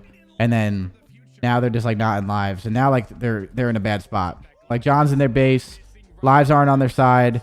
Temp's getting the kill. Like, this is just it. And then they're able to win this too. And they win this in convincing fashion with being at, like, you know, 9-1. So then again, New York's on offense. Winning 2 offenses in a row is doable, but not easy. Paris comes out with the fire, and now immediately, like, this round's kind of over. Even if you cap A, lives aren't in your favor. It's going to be really hard to cap B with 14 lives. You're going to basically have to get, like, 1 perfect push off, and that's kind of really rare. So, you know, you skip forward here, and, like, yeah, like, look, like, that 1 push, they don't get a perfect push. They're not capping it with 8 lives. They're fucked. Like, it's just over. So, like, they have to, like, kind of, yeah. Like, them winning that first offense was, like, their key to success, and then them blowing that defense is like, damn, dude.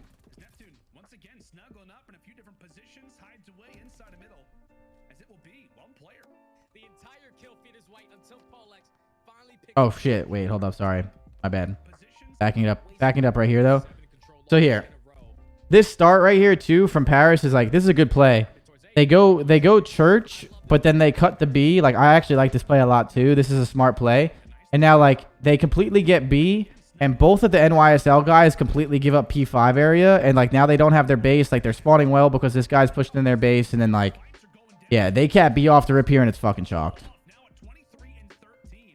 Like, right here, they cap B.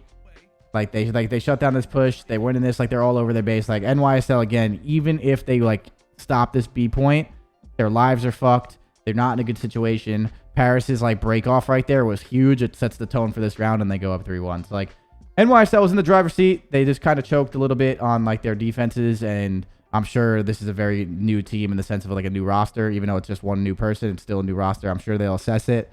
They'll get better and figure it out. But still, Paris played that well. That was good. And then moving from this, so this was the control. These are the numbers on the control. If you guys want to see them really quick, nothing too crazy. Like, again, like, you see how, like, Paul X is 16-30? Like, not taking a shot at Paul X because, like, they were just kind of getting fucking blendered and spawn trapped the entire map. And, like, when you're getting blendered and spawn trapped the entire map, like, these stat lines are just so hard to avoid if you're a sub player. You know what I'm saying? Like, if you're trying to run a sub. If, like, you're trying to, like, you know what I'm saying? Like, if you're trying to run, even if you're an AR, though, it's, like, still just so hard. Because if you're just spawning and getting fucking attacked by subs in your spawn the entire time, like, it's just so hard to get out of it. Like, you know, those stat lines are just going to be inevitable sometimes if your team... So basically what I was saying is if, like, your team allows yourself to get put in that blender spawn trap, it don't matter who the fuck you are, it's really hard to break out of it, and, like, your KD is going to get, like, slaughtered because of it. So, like, that's what I was saying with those keys to victories and stuff. Like, I don't know. All right. And then Berlin Hardpoint. So Berlin Hardpoint would be the question here, where it's like, yo, Paris has looked pretty decent on Berlin Hardpoint. It looks like they like it. Like, this could be scary. You know, like, this could be a map for Paris to come back and you try and pull off the reverse sweep. But again, this is a brand new NYSL team. They're feeling confident. They got a Hardpoint win. They're probably super stoked. And then they end up, like, coming out here and closing this series out. But here, to see if there's no like crazy regain here, right? Like, they just kind of slam them. Yeah, dude. Like, oh my god, I didn't even realize the score line was that. So, like, backing it up, Like backing up like right here. Like I want to see how they do do this right here. Let's skip forward once, skip forward twice. So like this rotation time right here, like 30 seconds left. Like NYSL is trying to get the scrap time. So Paris has a scrap time here. What goes wrong?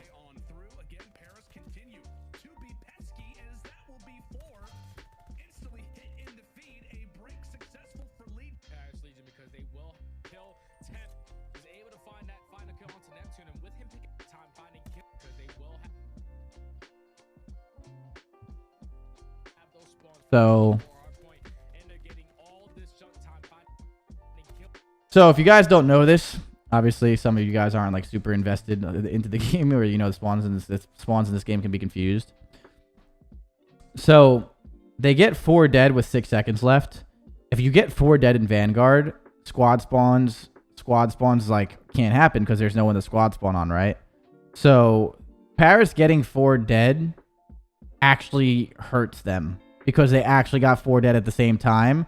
And now since Paris is like pushed up on this side of the map and they have the hill and there's no one blocking this P1 spawn, New York's going to spawn out. So like getting 4 dead at the same time can actually really be hurtful sometimes in what's it called? In Vanguard. And right now, if you guys don't know this, if you don't play Vanguard yourself, the kill feed in Vanguard right now stays like on your screen for really long.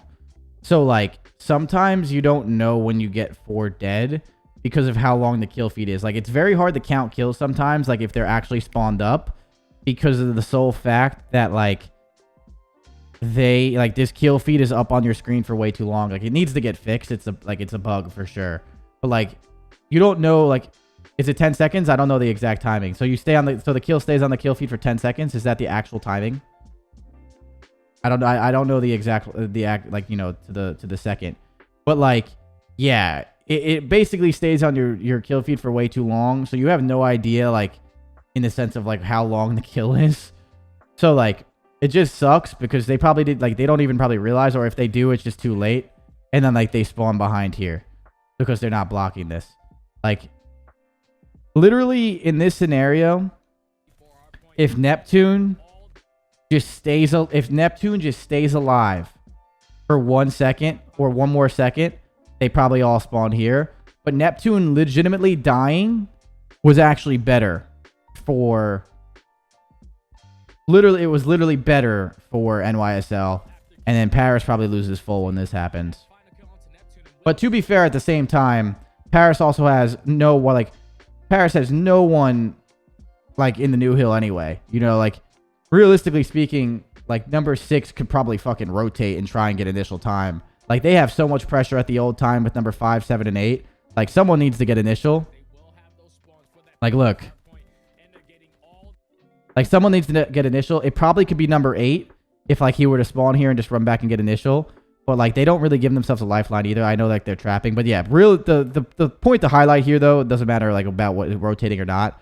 That 4 dead helped NYSL, and that's just Call of Duty Vanguard for you sometimes. Is there a setting to change that, or am I bugging? There's a setting to change that in Warzone. You can't do that right now in Vanguard.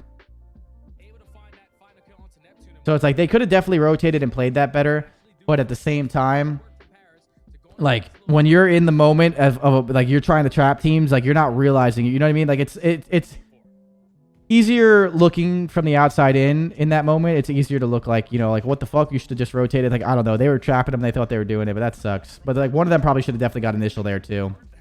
And then after this is just that's kind of like the body bag, because after that they hold this and then they hold P5 and then they don't regain. But there's no excuse to get 70-point club. Like they still should have started playing better Call of Duty, but they don't. NYSL takes a 250-79 win over Paris, which in my opinion is impressive. Just because this team looked decent at Berlin. Like this Paris team actually looked decent at Berlin, and they obviously played well. So this New York Subliners team, even though people are saying they only beat Paris, and like Paris is a team that's like not like super strong right now, but at the same time they've shown some signs of life with this new roster, like here and there. It's like they beat them in like good fashion. So I'm excited to see like New York's next match, man. Like we'll see if this changes the real deal. Like Paul X is playing well. You guys are saying his overclock controller or whatever wasn't a thing until map 4. So we'll see. But any questions about that series before we move on? Any questions before that series before we move on and keep going to the next one? Yeah, 100-point club versus anyone in Vanguard is very impressive. I agree, Connor. Yeah. But if we got questions, hit them now, and then we'll move on to the OpTic series and then go from that. Paris took London to a game 5 and they 100-point club. That's what I'm saying. Like Paris has shown some signs of life. Like this Paris team, you know, can be really good, especially like we were talking about Temp, but I think Temp has like the momentum to just go off at any fucking time, bro. Like he's really good. Like I don't know.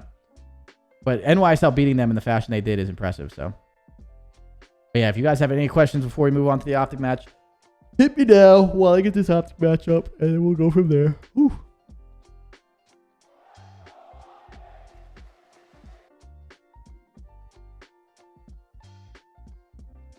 Do you think Paris should stick it out with Jimbo? I mean, we'll see probably here in a match or two from there, but after Major 2, they might have to make some major changes again if they're still getting smoked because they want to try and make champs, but we'll see. Is there more to slaying than kills, spawns, and positioning? What do you mean? Is there more to slaying? Like, slaying comes from winning your gunfights, but a lot of the gunfights that you win, like a lot of the gunfights that you get in, if you're playing Call of Duty the right way and you're controlling the pace of the game and you're playing as a good team, you're taking fucking head bopping to the champ. I always do, bro. I fucking hear that video like literally once a day because every time I click on the COD League channel, I hear that. But that you're taking really good fights for yourself where you're in positioning, you're catching people in sprint, and like, you know, you're in like the power positions. So slaying comes from playing the game right, and also if you're team shotting, slaying becomes easier because you're killing people that are weak. You know what I mean? But at the end of the day too, like you still have to win some hard gunfights here and there too. It's a little bit of all of it, to be honest. Would you say this is the worst COD for spawns? MW had way worse spawns in this game, but this game is probably the second worst spawn system that we've ever had. Yes. But MW spawns were worse in this game because it was 5v5, so it was even more like crazy. But you know, I don't know. It's something that like right now you can like obviously hope for a change and everything, but at the same time, like I'm not a big believer of just like blaming shit and saying like, oh, this game sucks. It's like you have to learn it, you have to figure it out, you have to get better at it, and like that's just, you know, that's how you do to win. Like, you know, that's just, you gotta adapt. So I definitely think the spawn system's not the best, but MW is worse. And we were playing domination in MW. Was surprised FaZe Tuscan Hardpoint was as close as it was. You guys fried London. We just talked about that match. Yeah, I mean, that Hardpoint shouldn't have gotten that close. There were some hiccups that we made that we were kind of like getting there. Like we could have closed that out in more dominant fashion, but at the same time, London's such a great team where if you make little mistakes, they're gonna make you pay for it. So it was still a really good match. London's a great team, and especially because they're a good. London's a good hardpoint team, and we won both hardpoints. So we're definitely getting better. Should Net be replaced soon? You got to give him a few more matches now with like this new sign of life. We'll see. You don't get rewarded for getting 4 dead in Vanguard. They're right back in your face in 1.2 seconds. Getting 4 dead in Vanguard actually hurts you more than it helps you sometimes, to be honest. I feel like when it's a situation when you know it's trying to get rid of you, it's already a lost cause. Yeah, it definitely sucks when the team vibe is like, you know, you're trying to get rid of me, but at the same time, certain people step up at those situations. You know what I mean? Like, it's the pro world, dude. Like you know how cutthroat it is, and like when you're playing this, like you understand how hard it's gonna be. Like you gotta that comes with the job, dude. That comes with the job. Perform or you're probably gone. You know, and if you shut down when people are putting pressure on you, it sucks that it might be your own teammates sometimes, and obviously there's better work environments than others. But you can't shut down in those moments. It's just a part of the world. Like some teams have better environments where they're not trying to get rid of you every second, but at the same time, like it just comes with it, man. Do you think teams aren't performing as well because of the game or competition? Ultra, for example, in Cold War, really good at Hardpoint. It might be a little bit of both. It's just the competition this year, in my opinion, and I say this every year, I think it gets better and better. I think the competition this year in Call of Duty with the teams are some of the best we've ever seen in Call of Duty, and that's, you know, it's going to be harder to be super consistent, but at the same time, like, you know, I think sometimes people let the game get in their own head, and they just start saying like, this game sucks, and like once you start saying like, this game sucks, this game's dog shit, like once you start letting that in your head and you start like letting that get to you, you start like playing worse just because like you're blaming you're doing the blame game. Like, oh, those spawns are fucking stupid. Like, once you start playing the blame game, I think that like really, really hurts you. And my thing with the blame game is, you know, even if like you're technically correct, you can't do anything about it. So sitting there and complaining about it doesn't get you doesn't get you to the goal that you're trying to accomplish, you know? And like it sucks sometimes and it's not fun, but it definitely fucking kills you. So I don't know. But like, yeah, with Toronto Ultra though, like I don't know. Toronto still has a lot of time. They like keep getting better throughout the year and stuff. Like they're obviously underperforming to the standards that a lot of people hold them to. But like, I still wouldn't be like, you know, in some crazy worrisome state about them. And Boston's also a legit team. Boston's not an easy team to beat. So all right, let's do this OpTic series. Here we go. I still think that looks so cool, by the way. I don't know, like I feel like the background to this green, I think this looks sick.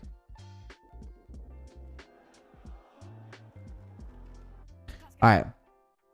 OpTic Texas, Lockdown, Tuscan, Hardpoint. OpTic is 6-0. Florida's 1-2. So you definitely want to play Tuscan. I understand that. If OpTic, I'm assuming Florida would just veto that. But playing Gavutu Control if you have the option. Florida's first in round percentage wins on Tuscan, 5-1 record. 11th on Gavutu. Okay. Win the Berlin in SND battle, 5-2. Okay. So this is my thing. What maps are you guys gonna play? Oh, yeah, I'm just gonna announce the maps that we're gonna play before we veto. So Ultra knows our plan before the match. Like, come on, dude. I'm sure like like you can't ask me that question. But all right, so really quick, this is interesting. What do you guys think of this? What do you guys think of this? Like what do you, I don't know. Like, if you're OpTic and you get Team A, do you play Gavutu Control because they're the worst Gavutu Control team? Or like, are you being like, we're fucking OpTic Texas right now and we're the best Tuscan team, I don't give a fuck who you are, we're playing you. You know what I mean? Like, what do you guys think? I'm curious to see.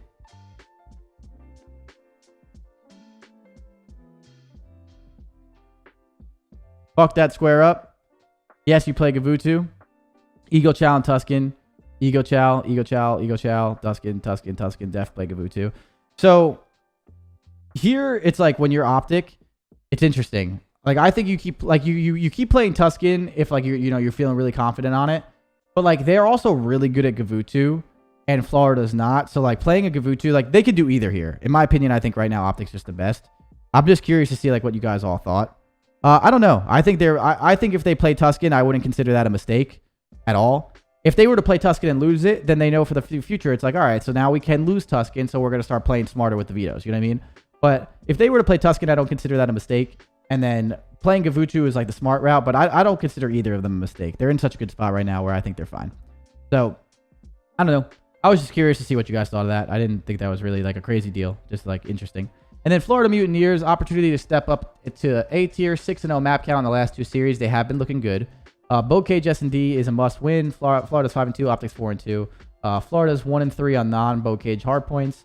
And then Awakening continue to lead with SMG dominance, 1.23 KD this season. Yeah. Okay. All right, there you go.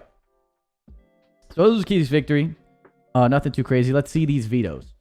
So Hardpoint, they get rid of Tuscan. Smart. You know, they're going to get rid of Tuscan because they're 6-0 in Tuscan or whatever. And then Hardpoint, they get rid of Berlin. So they are going to get a Bocage. And they're going to get a Bocage, which I'm sure OpTic is super confident on Bocage. I know they're 4-2, but OpTic's still a good Bocage hardpoint team. You know what I mean? Like, they're going to play that in that sense, especially when they're not super feeling confident on Berlin yet. This would have been a great series to try Berlin again. You know what I mean?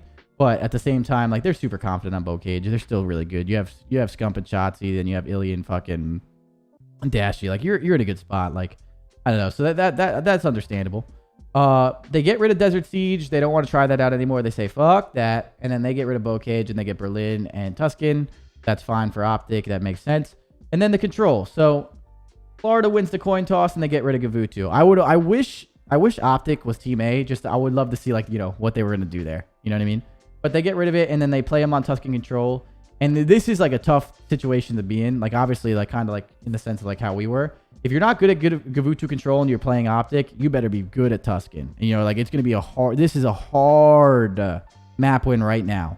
You know, until, you know, people start playing it better and stuff, like, this is a hard map win right now to take OpTic on. But sometimes you just got to play the map you're comfortable with, right? This is just a really, really hard map to win. And I understand that. So, like, these vetoes check out. I feel like these make sense. Let's go. I think this all makes sense. And, you know, it's got to move on. So, here we go. Bocage Hardpoint. OpTic Gaming versus Florida Mutineers. Here we go. Or OpTic Texas, dude. God, I'm so fucking old, bro. I'm so old. I'm just an old head, dude.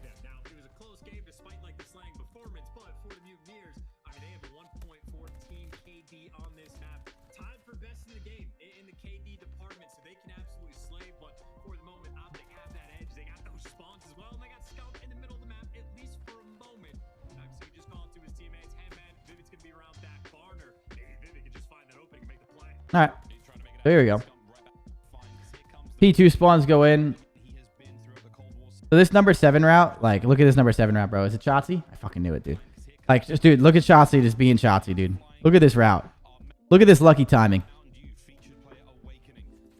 And if anyone's new here, I don't actually mean lucky. It's a troll. I don't know. Some people might not have been here for yesterday. But, bro, Shotzi is just annoying, dude. Like, he does this pinch. And, like, he's playing this where, like, now, like, look, he secures, the, like, the spawns to, like, rotate to the new, and they're getting scrap time. Like, Shotzi makes a really good route, takes the timing that he gets, he makes the play, he flips the spawns, he gets the kill, and they shut down. Like, they should be able to get this scrap time and also win this rotation and set them up for a pretty positive push in this sense.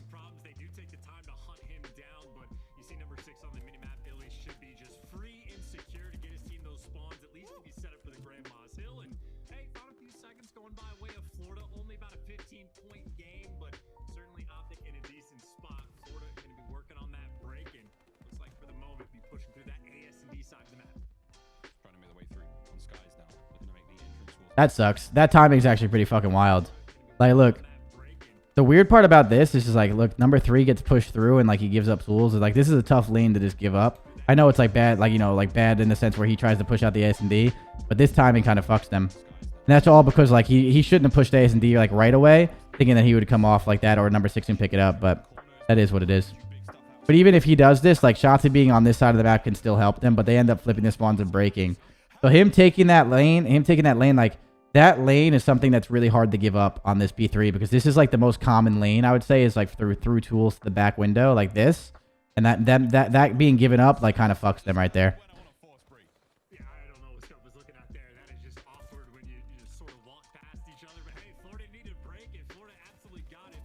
Sky's on a 4, but he is 1 HP, but maybe that's all he needs. That's a 5 spree for him. And maybe not thinking about Guys is just good in general. This is a mixy map though, so we're gonna probably watch most of this just to watch. Like skip forward through some of it, but so yeah, that lane being open really set Florida up to like take a little bit of a lead here because of that.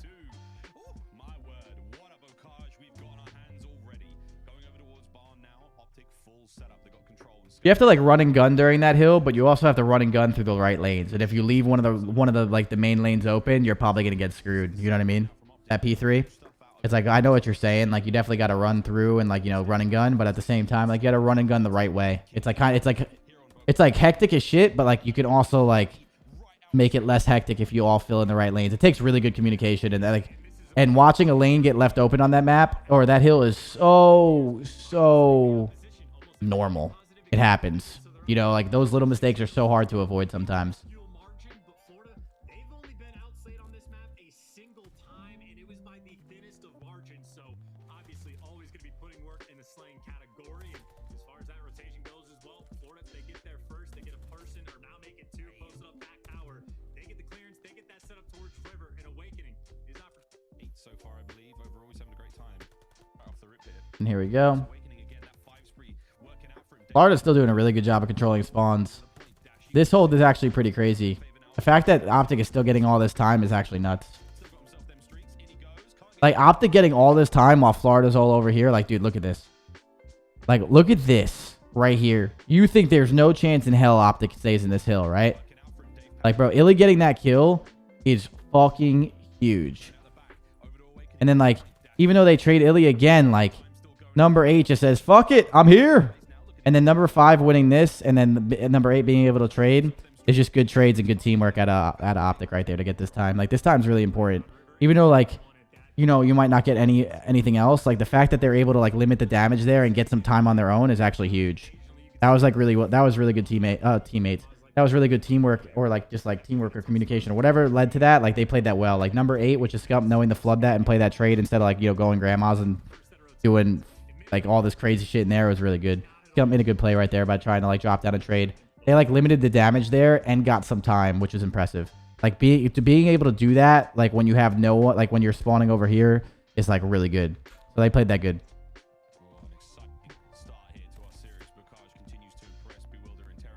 I feel like both teams right now are kind of going back and forth and making some really good plays. All right, Florida listening. Here we go.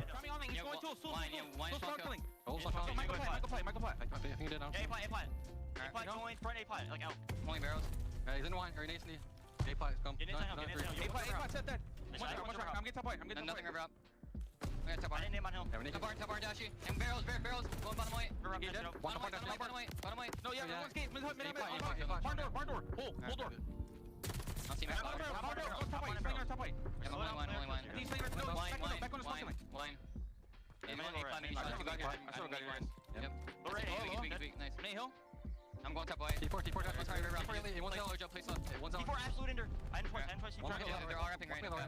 We can shake this if we need to. No, C1 in low L. I'm in her right now. Be careful low L. I'm in her right now. Low L. Nice. Stop here. I'm in the. Yo. Seth, go middle. Cutting off middle. Cutting off middle. One shot. Oh, he long slid into me. What the fuck?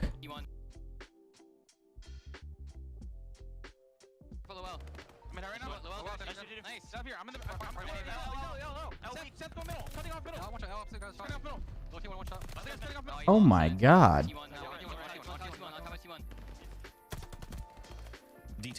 The long slide from hell. Yeah, holy shit.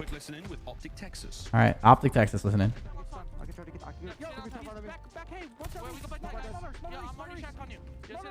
Absolute. He's in barn. Watch out. I don't know the good part. I think on top. I spot back water. On me. He's in the back. Back water. Shit. I got net up. Yellow one. Last guy. Tank. Yep. I'm nading. We should play for fight. I need a top. Left tank. He's one shot. Absolute. Dead. Shit. Get that time to sit down. I'm getting time. He's gonna kill me, dude. A plat. Someone get that time? I tried. A plat. A plat killed me. I'm gonna corner. There's not A plat there. Yo, they're playing the right guys. They're playing right heavy. Let's go to left. Go play, Brennan. One was A plat Caesar. Are you? He's in A search. Yeah, I'm bottom. Are you? You trying to get top? I'm here with you guys. Just come here. Yep, I'm playing from left. Trying to get stitch. One was gate. Yeah, someone go top. Yeah, top. Yo, Ridge back right time. Back right time. Guys. Dead. Watch out, back Omar. Go play life. I'm in A search. I'm gonna go right. I want to go top. I'm in A right. Go ahead. I'm one top. I don't see anything, Lamar. I don't see anything top, guys. Wait, back window dead. Back Lamar in the castle. Back Lamar, Back Lamar, watch out. Yo, castle Lamar, last two. Yep. I'm trying to push back time. Keep running. Jesus. So I think both comms sounded fine. By the way, I didn't really make a comment on Florida's because they just went right to the OpTic one. But I think Florida's comms sounded fine. Like they talk fast too, from what it seems like, and that's nothing too crazy. I was laughing because they call it back Lamar. But like just in general, they sounded fine. I thought Florida was good. Like, you know, they were trying to do what they can. Like Shotzi was honestly just going demon mode for a little bit, and then, you know, on this thing, the one thing I noticed with the Texas comms is like what Illy said is like Illy makes this rotation on this side of the map and dies and notices like how, like their setup, like he like reads their setup and he goes like, yo, they're playing this side really, really heavy. Let's play through the other side. And like Bocage is a map where you can kind of do a little bit of both, like depending if you're doing it as a team, especially on Vanguard in general. So I like that, like he called out the plan to the team to like do this together because like they're playing this side heavy, and then you see like kind of Scump gets through on a gap because there was a gap because they were playing the side heavy. You know what I mean? Like I like that for sure. So that was some good stuff. That was some good stuff in that sense. It is not quite in the barn, but we're burning grandmas right now as this map is getting real close indeed. But yeah, this is still a mixy ass map right now, dude. So then, like, skipping forward through this map though, like OpTic takes this lead. I'm not mistaken, right? Yeah, okay. So backing up, like right, this is like right here where they take off. Okay.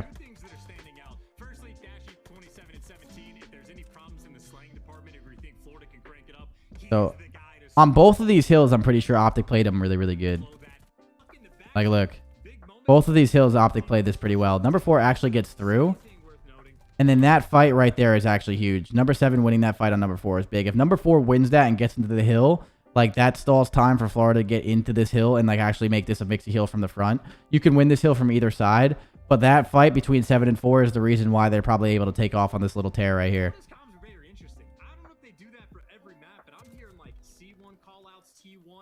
They had a letter number hyper detailed sort of like organization, and whether that's just Bocage specific, I'm not entirely sure, but certainly Florida putting in the extra time. Like, yeah, dude. That win for Shotzi right there to like number 4, who is Vivid, makes a really good play. If Vivid wins that fight, that makes what Texas is doing like so hard. And like this like whole thing is like now like again, you see like how Texas is in this hill from the front, like they could still stall time even though Florida's spawning in the back. Like telling you that was just a really that was a really important fight for like this whole thing to go down, because now Texas can stall time, actually get some time, spawn trap them in the back. Like this is just that was just like super significant.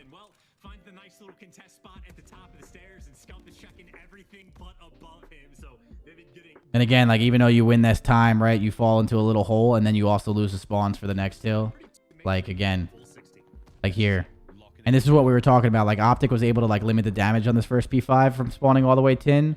Like it's very hard to do that. Like very underrated to do that. So that was just like again, that all stems to like this.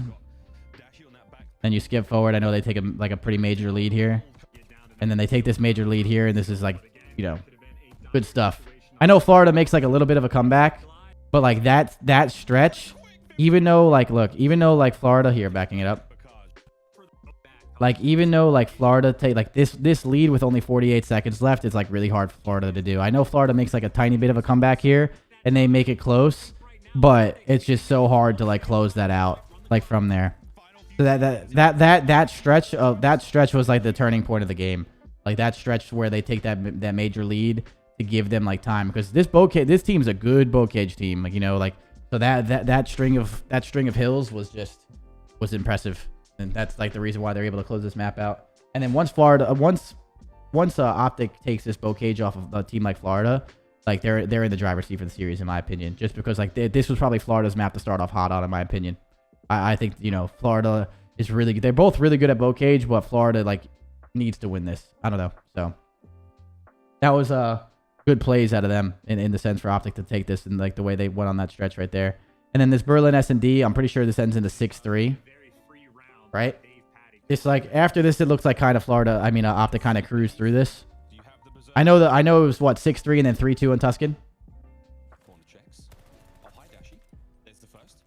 Straight out he goes. He's about to go down again, but okay, we like the effort. Good effort from OpTic as well. That rotation chance and the kills there on a Vivid certainly sealed the round.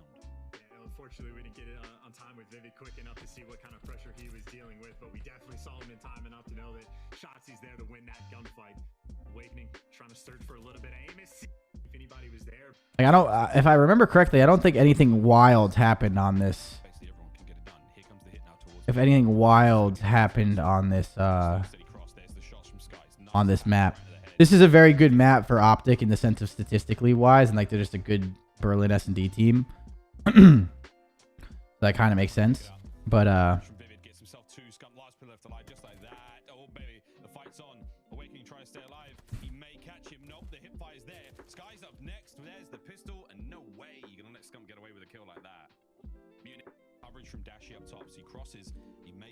let's see. Just found the tiniest of work through. Now he's pinned. The rest of OpTic's defenders now making their way forward. Oh, the good. Where is Shotzi even on the map? Number 7. He's playing out of docks. That is just the perfect angle to find that first blood. And even Scump, him and Vivid. Yeah, dude. This OpTic team is really good at getting Illy in like that B site and being annoying and like looking over him and just like they're just comfortable on this map. On picks. OpTic again. He's making some noise and just getting out of dodge and shots back, waiting for that flank. We're hitting towards towards A this time. First time I've seen this hit just so far, and already the cross eyes are on. Dashy's got at least one in his sights. A bomb stacked up on the defense though for Mutineers. This should be a fight. I don't know exactly how quick OpTic are going to play this, right? If Dashy's wrapping back, waiting for that flank to come through, the players near bomb should be taking their time. Shotzi might have to do a little bit of a dance with a sniper. Maybe he's making some noise and just getting out of dodge. And again, Scump is left by himself to sort of play that flank. But now Scump's chilling. Number 3 Skies is watching the cross, but unless he hits this shot, this bomb might be going down for free. We will see. Oh. Awakening. Oh my gosh. Oh. Oh, the timing. Oh my god. Terrifying. 40 seconds remaining. Wait, did they finally catch wind of something? I think, yeah, it looks like they did now. On the other side, bomb's been planted at B. So, Skies is having to make the play forward now. See, it's like so crazy to me on this Berlin map. Like this Berlin map, this is easier said than done. So, you know, take this with like a grain of salt. But like, you know, it looked like number 1 just spotted him there. I guess like they spot Scump there and they like know he's late, like, you know, kind of like playing like the late game. So maybe they think they're going A or something.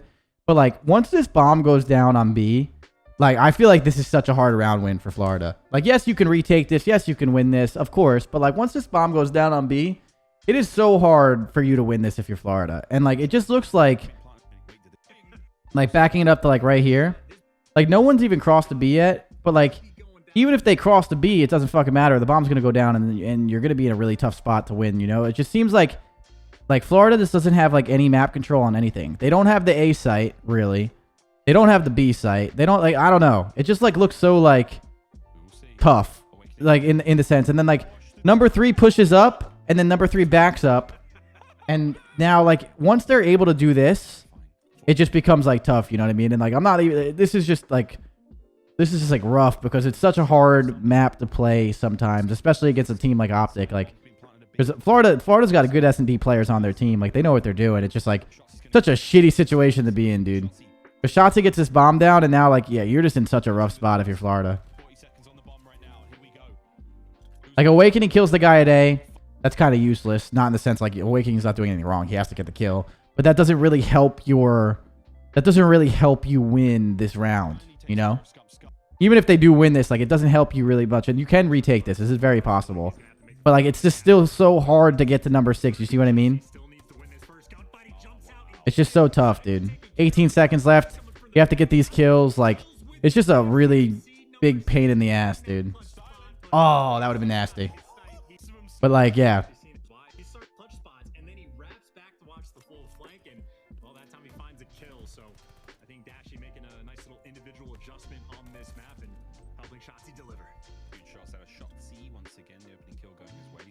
We're not there yet, Tucker. But yeah, the rest of this kind of series, though, like 5-1, after this, it goes to 6-3, and then OpTic closes it out, and then, yeah. Now, this is what we were talking about. If you're OpTic gaming here, dude, you're happy as shit. Tuscan control, you're happy as shit, and this is what we were talking about, how important control is. It's just like, yes, Florida is good at this map, too, and Florida's a very good control team. This is just such a hard map to beat Texas on. Like, they're clearly the best control team right now in the game, and they're clearly the best Tuscan control team in the game. So it's just like, this is such a fucking tough fight if like just to claw back into this. Like to be down 2-0 and having OpTic's best map and like having OpTic's best game mode is just a really, really tough fight. And then on top of that too, like Bocage was like Florida's map to win, and since they're not able to take that, they're just in like a really rough spot for this series to like actually try and reverse sweep them and stuff. But they're still like, again, this is still doable. It's just like, it's just going to be a tough one is all really I'm highlighting. But you go forward here. I know basically, if I remember correctly, OpTic wins the defense, and I'm pretty sure Florida wins this, right? Yeah. And then you can go back and forth in lives. And then if I'm not mistaken again, OpTic wins the defense. And then if I remember correctly again, yeah, Florida. So it's like, the thing is like I could highlight like some of the plays of like, you know, how you play for lives and how you get like, you know, how you get defense last round and stuff. That's going to be changing here pretty soon. So I don't really want to go too far in depth in that anymore. I kind of feel like I hit that on a lot of other podcasts. But like, this is just where like OpTic finds themselves a lot. Even if they play a close Tuscan, a lot of the times they find themselves last round defense and they're just able to win it. But we can watch this round because I know this round was pretty fun to watch if I remember. Yeah, this was a pretty tough. This was a pretty crazy ending, right? So we'll go through. We'll go through. When they cap A, right? Because they clear this, yeah. So like we'll watch from like right here. As the three-man hit towards the backside of tank, it's going to clean that one up, and here we go. Plenty of lives either side. Mutineers with a slight lead. Lots of time to work with as well.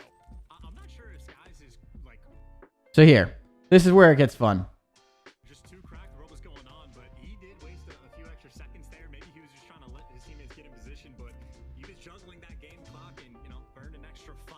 But whatever the case may be, you know what the situation is. You have glide bomb, get that map pressure, call it in, find that just one strong opening. But you need to clear him out of the buildings first. Here we go. And this is going to be one hell of a tense moment on Tuscan. OpTic's defense, pretty solid so far. Here comes the glide. This should get... So we watched this in the Seattle match. This glide bomb actually having radio here and actually having P5. Remember when we watched Seattle do it and they kind of made the mistake of like only having P5 and no radio control? This was like a better streak in that sense. Everything going. Off the back of this glide kill, we'll see exactly what happens. Illy's going to get away with So you get one kill. taken care of. Here They're not able to kill the guy there. First one up, Vivid on the back, taken care of by Shotzi. Oh dear. Over the skies now. Trying to creep his way forward, but again, the defenders have... So like backing it up, the only thing that's confusing is who's Skies is calling the glide bomb in. It sucks in that sense that like they're setting up a pinch, so like there's nothing wrong with this. It just sucks that this guy slides out by himself and tries to like make this play and then gets shut down and then leaves everyone in a one-on-one. You know what I mean? Like after they get that first blood, if they just wait like an extra second and a half to just push this together and kill number 8, happens. Illy's going to get away with look. it. L taken care of. Here goes the Mutineers. Scump's going to get the first one up. Vivid on the back, taken care of by Shotzi. Oh dear. You see? Skies now. Like they're able to shut down that push by just those solo kills right there. But again, the defenders have... And then that streak kind of goes to nothing. Like OpTic ices up right there, and Florida like missteps by like just like a half a second, bro, and that cost them that streak. That's tough, man. I know this still goes to the wire, but again, imagine if like that streak was a little bit more impactful, they could probably win this. You know, like it's just those little things, man. And when you're playing a team like OpTic, you can't make those mistakes because if you do, they will not let you like breathe from there. But keep watching. And this is just too tough now to get through. OpTic with map pressure on defense, only 50 seconds to go. This is looking like a clean 3-0. This could be OpTic holding it down. Illy on a 3 spree. Here comes Shotzi once again, hit through P5. Maybe able to catch these players out. Dave Paddy saves the train for now. As here we go. Vivid makes the back hill. Another big win. And here we go. So this is your moment. This is your moment. The stack. Watching every possible angle. Nades coming through. This could be huge for the Mutineers. Couple more players. Holy shit. Reinforcements on point. Illy... Like right here, you think this is over. Like right here, you think this is over. Oh my sweet gentle Jesus. Could this be the cap? Second segment gone. 2 players on point. Dashy, you've got to save the day. You've got to find these kills. Dashy gets... Oh man. God, he wins the fight. 11-0. So like getting a clean cap off of 1 push is really tough, but getting 2 ticks is like really like the damage has been done now to the point where like this next push can lose you the game if you're OpTic. So like that was really good play out of OpTic. I mean, that was really good play out of Florida. And it just all brings me back if like the streak was a little bit more impactful and they got 1 tick from that streak. You know what I mean? Like, oh man. You see? As OpTic may have saved it here. Like it's so tough because if you don't close them out when you do, like Dashy goes fucking huge and now, dude, you're in a tough spot. Even faster. Dave able to pick up that first kill, but he's tagged up. You have to be perfect, but you only need 1 tick. You can get the stack. You're fine. Here we go. 3 kills go their way. Couple bodies on point. Awakening the first one here, but who's in the corner? It's They don't, oh dude. He gets dropped, Florida. Able to get it on the point. No response remaining, but it's the contest. Shots in the left. Oh my gosh. Up 2. Justice Bro. 5. I don't know how. Like Florida was damn near close right there, dude. Chitty chin chin. Florida was damn near close to doing that. And like, dude, Shotzi goes huge, Dashy goes huge, and like they shut it down for the 3-0. That was impressive. That was impressive from Florida. That's because like Florida's a very good Tuscan control team, especially against a team like OpTic. But it definitely just comes down to the fact of like, you know, when you have a streak like that, like especially against an OpTic team, you have to use it better. It just sucks. Like OpTic ices up. They make a little bit like, you know, they have a hiccup in that streak. They're not like that streak not being able to be used in anything makes this round like so hard to win. And they almost do it. But again, that could have been their round to win. Florida's going to be a problem. Trust. I mean, I think Florida's a great team. I've been saying that all year. I think Florida is good. I think Florida is very good. That's why I was saying, like, you know, even though like they lost, like this Florida team is a good team. Like, you know, it is what it is. Like they have the slaying power. And I think I said this in a podcast or two ago before. If you have the slaying power, you could figure it out. And they still have some time to work with. They still have some more time to work with. Like there's no, like right now, if you have the slaying power and you're getting the kills, you can figure out the rest. They just have to figure out the rest. And that is possible in my opinion. That's way more possible to figure out than like if it was the other way around. All right. So if you guys have any questions about the OpTic series and the Florida series, let me know. And then we'll move on to the last one, which is Breach and Ultra.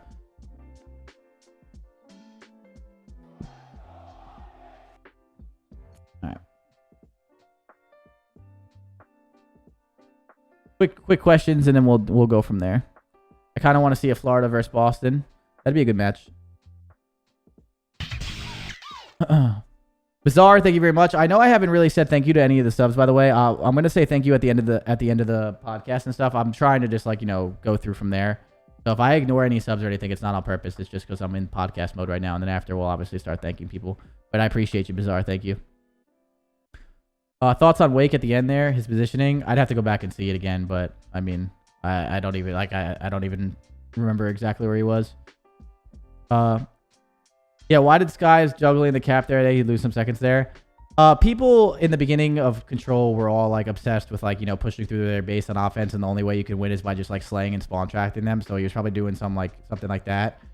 Yeah, that's probably not the best play. We did it like once, and we were like, yeah, fuck that. Do you think OpTic will beat the Control streak? How many more matches do they have to play? And how many controls do they have to win?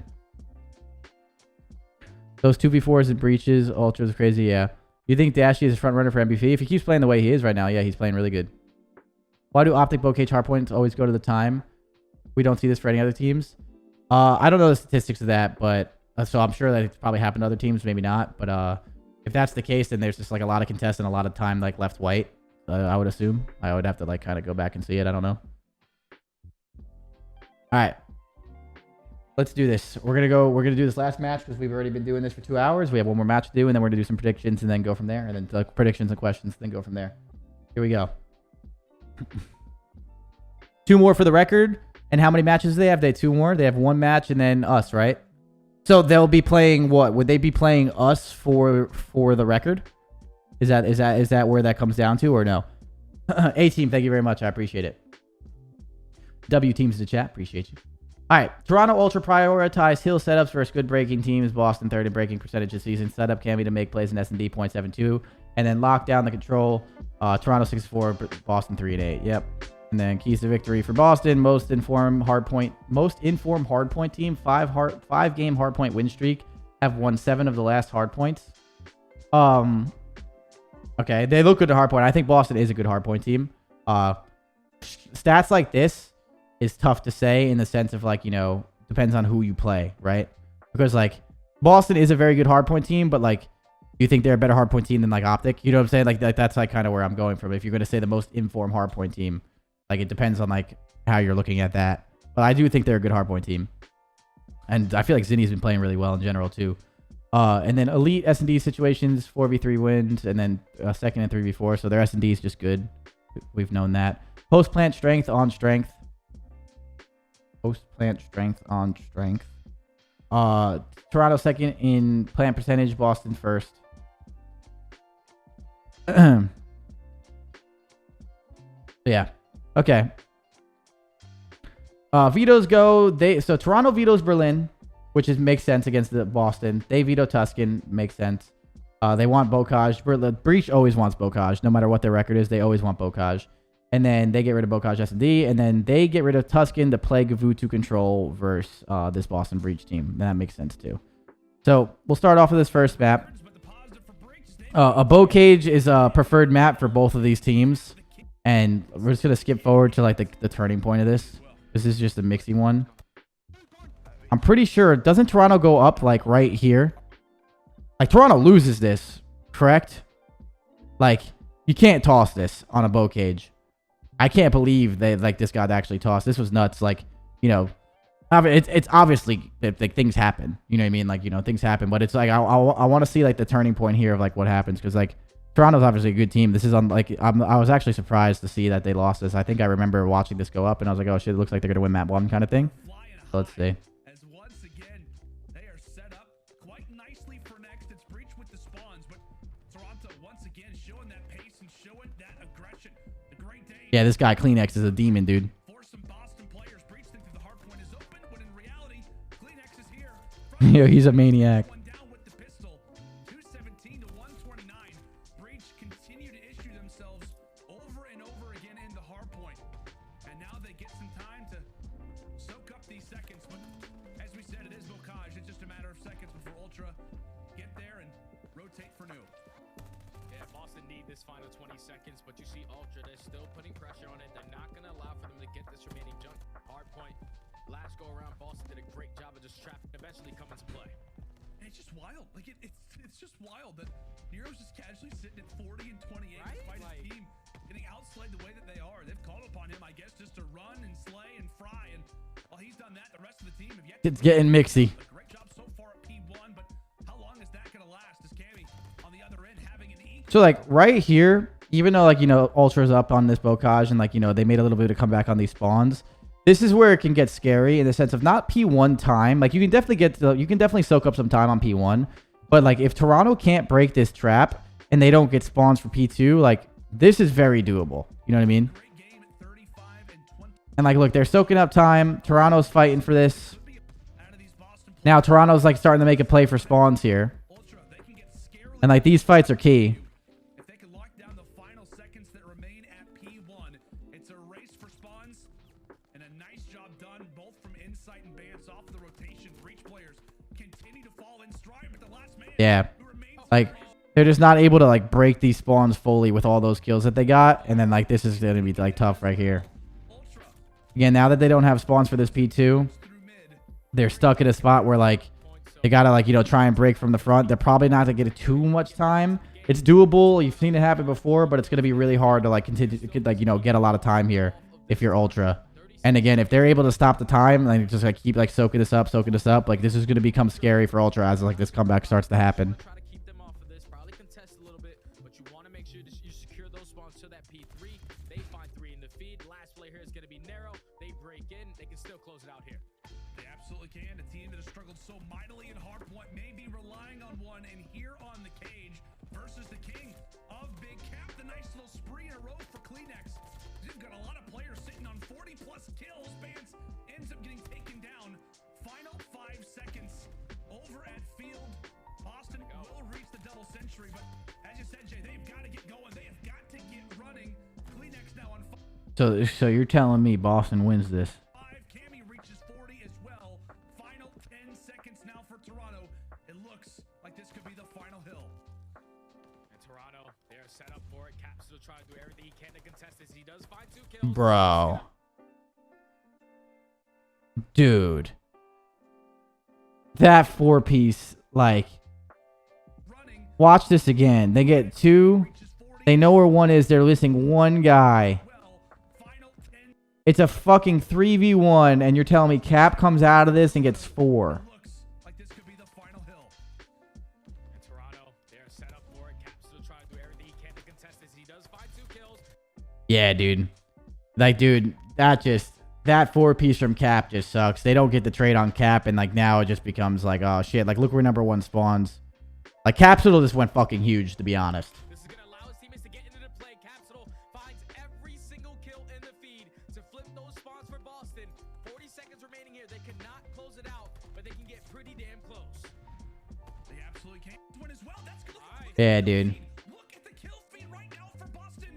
They are climbing their way back. They're not going to be able to secure the game here, but Nero continues. And even here, though. Even here. Sorry. Even here. Like, 5 seconds, you think, like, they have the spawns, like, they have to, like, perform a crazy break again. Like, dude. This one, 10 seconds away. I know Nero's got 52. Like, Nero's frying. Got to walk away and go toward next. Capsule turns onto 1, Like even here, like dude, all you need 5 seconds. They have no one near the hill.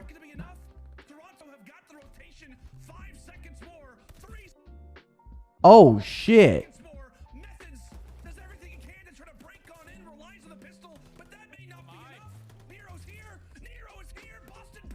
Wait, dude, really quick. I think that's an underrated fight right here. I think this is the most underrated fight of the game. I feel like no one notices. Don't get me wrong, the 4-piece from Capsule is obviously what keeps them alive. Nero's 50 kills is keeping them alive too. Like no shit. But like this fight right here is like that is a hard fucking fight. Like that head glitch is tough. Like this win from Zenny is fucking like this is the reason why they're able to break this. This gunfight was fucking crucial. Because now he's able to stall time for 8 and 5 to get in. That was a fucking big fucking win. If Zin loses that fight, they lose the game. Obviously, if Cap doesn't get a 4-piece and Nero doesn't have 51 kills, they probably lose the game too. But you know where I'm going with that. That was nuts. Holy shit.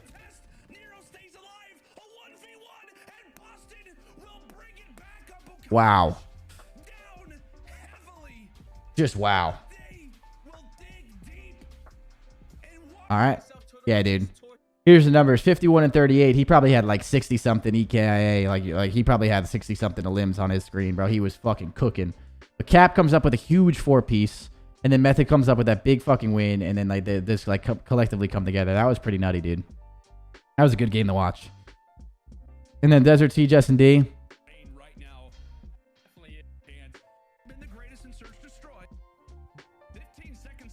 So yeah, Desert Siege SND.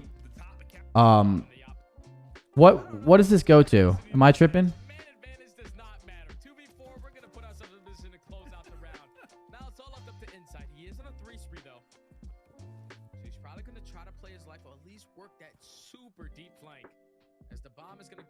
Hold up, sorry. Messing with stuff. All right, so my bad. I was looking at my other monitor really quick here. I'm backing up because this is a 4v2, right? Yeah. So like, dude, this Boston team is incredible at doing this. And like these 4v2s, I feel like in this game are happening so much. I feel like there's so much more common to see a 4v2 in this game than what it is like here. But like Ultra wins this, right? It's like, look at these rounds though. I know Ultra wins, but like just look at these rounds, dude. Like out of nowhere, all of a sudden it goes from 4v2 to 2v1. Like it's like, dude, this Boston team's impressive with that because those stats, like when they're like actually down a man, they're still really good at winning. Like that's impressive stuff. But skipping forward through this, I know Toronto plays this really well, and then yeah, they win. So this is like a big win there. Toronto's a good S&D team. Boston's a good S&D team. Toronto wins. Actually, 6-6. What the fuck, bro? They all have 6 kills. That was interesting. But yeah, so Toronto wins. They close out the round. Like, just honestly, like, you know, Toronto's a good S&D team. And it's going to be hard to beat them sometimes, even if you're Boston and you're a good S&D team. So, yeah. Go into the control. So, in my opinion, in this series specifically, here we go. Toronto wins this control, right? If I'm not mistaken. Boston lost like 2 rounds of 4v2 too. Oh, shit. I actually didn't know that. But still, dude, I feel like this game in general, like, dude, I feel like so many 4v2s are like just getting thrown left and right, dude. I feel like it has to be the time to kill, dude, right? Like you can just get zapped. I need to see step up once again. It has to be narrow. Didn't have the best map number 2, and so far starting off good with that first blood. Yeah, nice little start there from the Rook. As we said, slow the search, destroy. But if you're just joining us, Zero had a performance in that Bocage. 51 and 38 was the ending stat. All right, so skip forward through the boring parts of this control. Are they gonna cap A? Yeah. So like this is what we were talking about, dude. Don't hate the player, hate the game right now. Like this is just what Gavutu control has come to. So you're on defense first. Boston's playing it really clean. Now, if this goes by ticks, Boston's slamming them right now. They don't even cap A, so they only have 2 ticks. You see what I mean? So if it goes by ticks, this is really good for Boston. But right now, this doesn't fucking matter. And Toronto's just gonna spawn up here and look what they're gonna do. This is like, you can't even knock Toronto for doing this. They don't want to lose lives. there's no point. They're not going to cap A and cap B with 15 lives in the time being. And if they get absolutely smoked by going for it, they're going to put themselves in an automatic L situation. You know what I mean? So it's just like, it's just so stupid. But you're going to see, like, this is just what it is, man. Like, Toronto's just kind of playing this smart. Like, it's so fucking cheesy, but whatever. Like, this is smart. They play this right. And then, like, we, you know, it's a 4 life, like, advantage. All right, skip through the boring parts of this.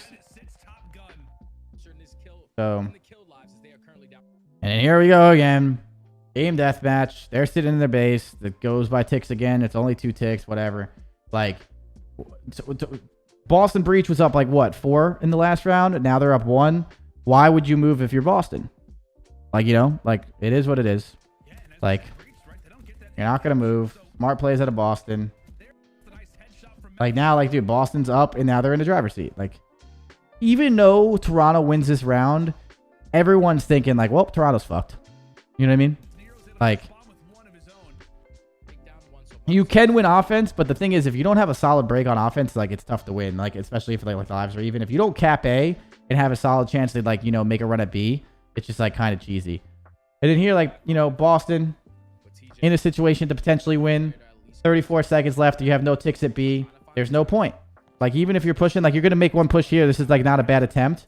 But you're going to do it in a very slow fashion where, like, you know, you don't want to, like, just completely get smoked in these kills.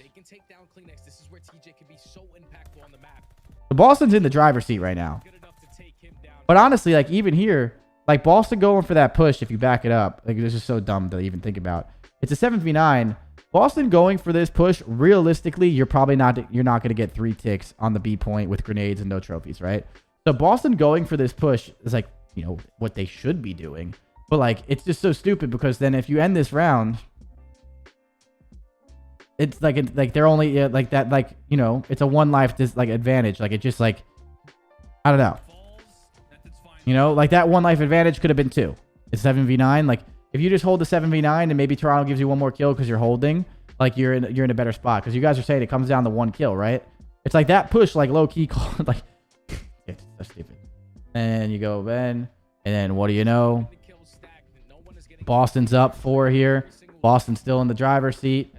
Like, this is good stuff. But now Toronto kind of, like, in a sense, is going to push this a little bit more. They're going to try and do their best. You know, like, you know, they have a minute to work with. You're probably not going to cap B. Like, Toronto makes this push through. And now here's, like, where Toronto has a chance to, like, get some kills here. Wow, that... Like, bro, this spawn makes no sense. Why does number 8 spawn there instead of there? Right? But then number 6 spawns there. You see what I mean? Like, how are you supposed to read number... You know what I mean? My brain. But, like...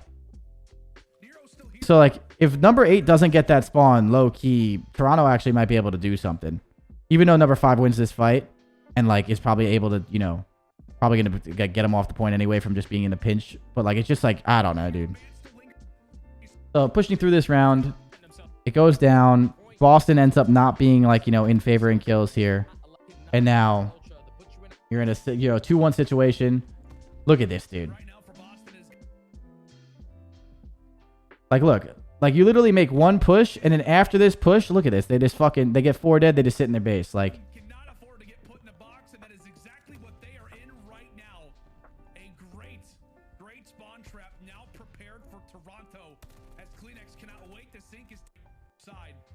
And, like, this is the thing. Toronto has to push these guys because Toronto's down in kills. You know what I mean? So Toronto has to go at them. And they're all sitting in their base like they're holding a goddamn hardpoint. Like, it's just... sometimes you're going to see a map like this play out like this just because of how it goes. And right now for Boston, it's got to feel like an uphill battle. Like, you know, Boston... Yeah, like, no free kills.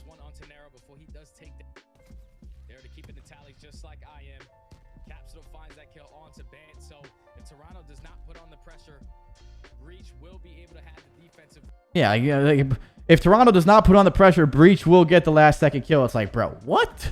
Like,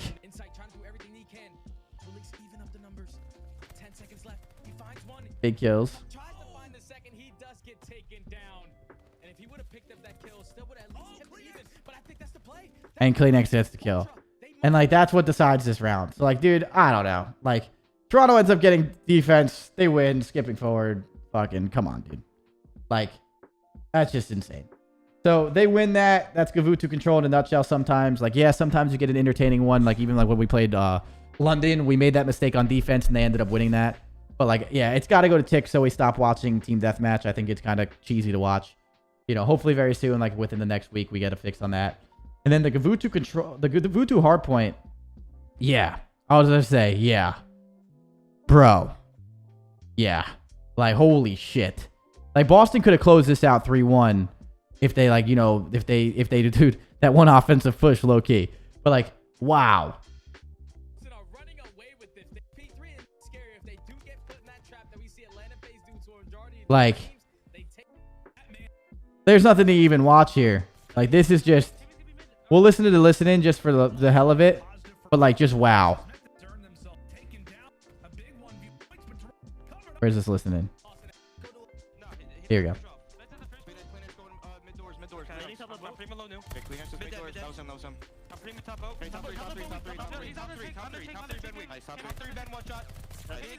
Kevin's gonna be mid. Already touched mid. Okay,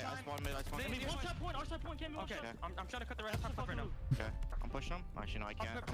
Top Jamie dead. I need time. I'm flanking ring. I got one. Much time, guys. No, I choked. Oil dead. Top right. There was one time. Let's put our hole. Kevin dead. One shot. Nice. I'm cutting the rest. I'm going your top boat. Okay. They're small tank. Top,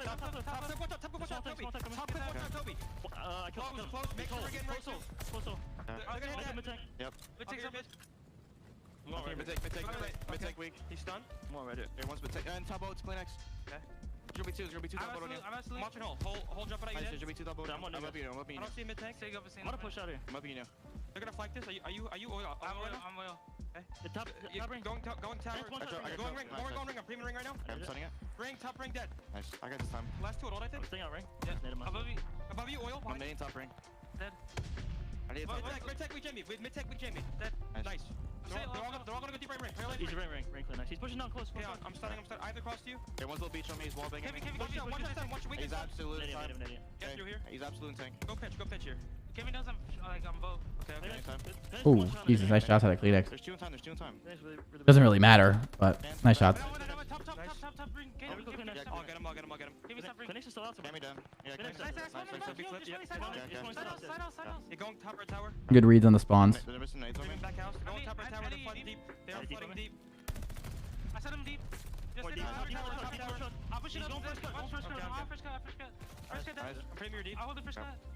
They can pitch deep on me. Deep dead. I'm looking for one more. Probably pitching maybe. I bring. Give me a nades. Map first cut. Dead. Oh, these guys are. Close. These guys are terrible. Let's go. Let's go. Fuck. Shit up. Okay. Yep. There you hear it. The winning comms in a Boston.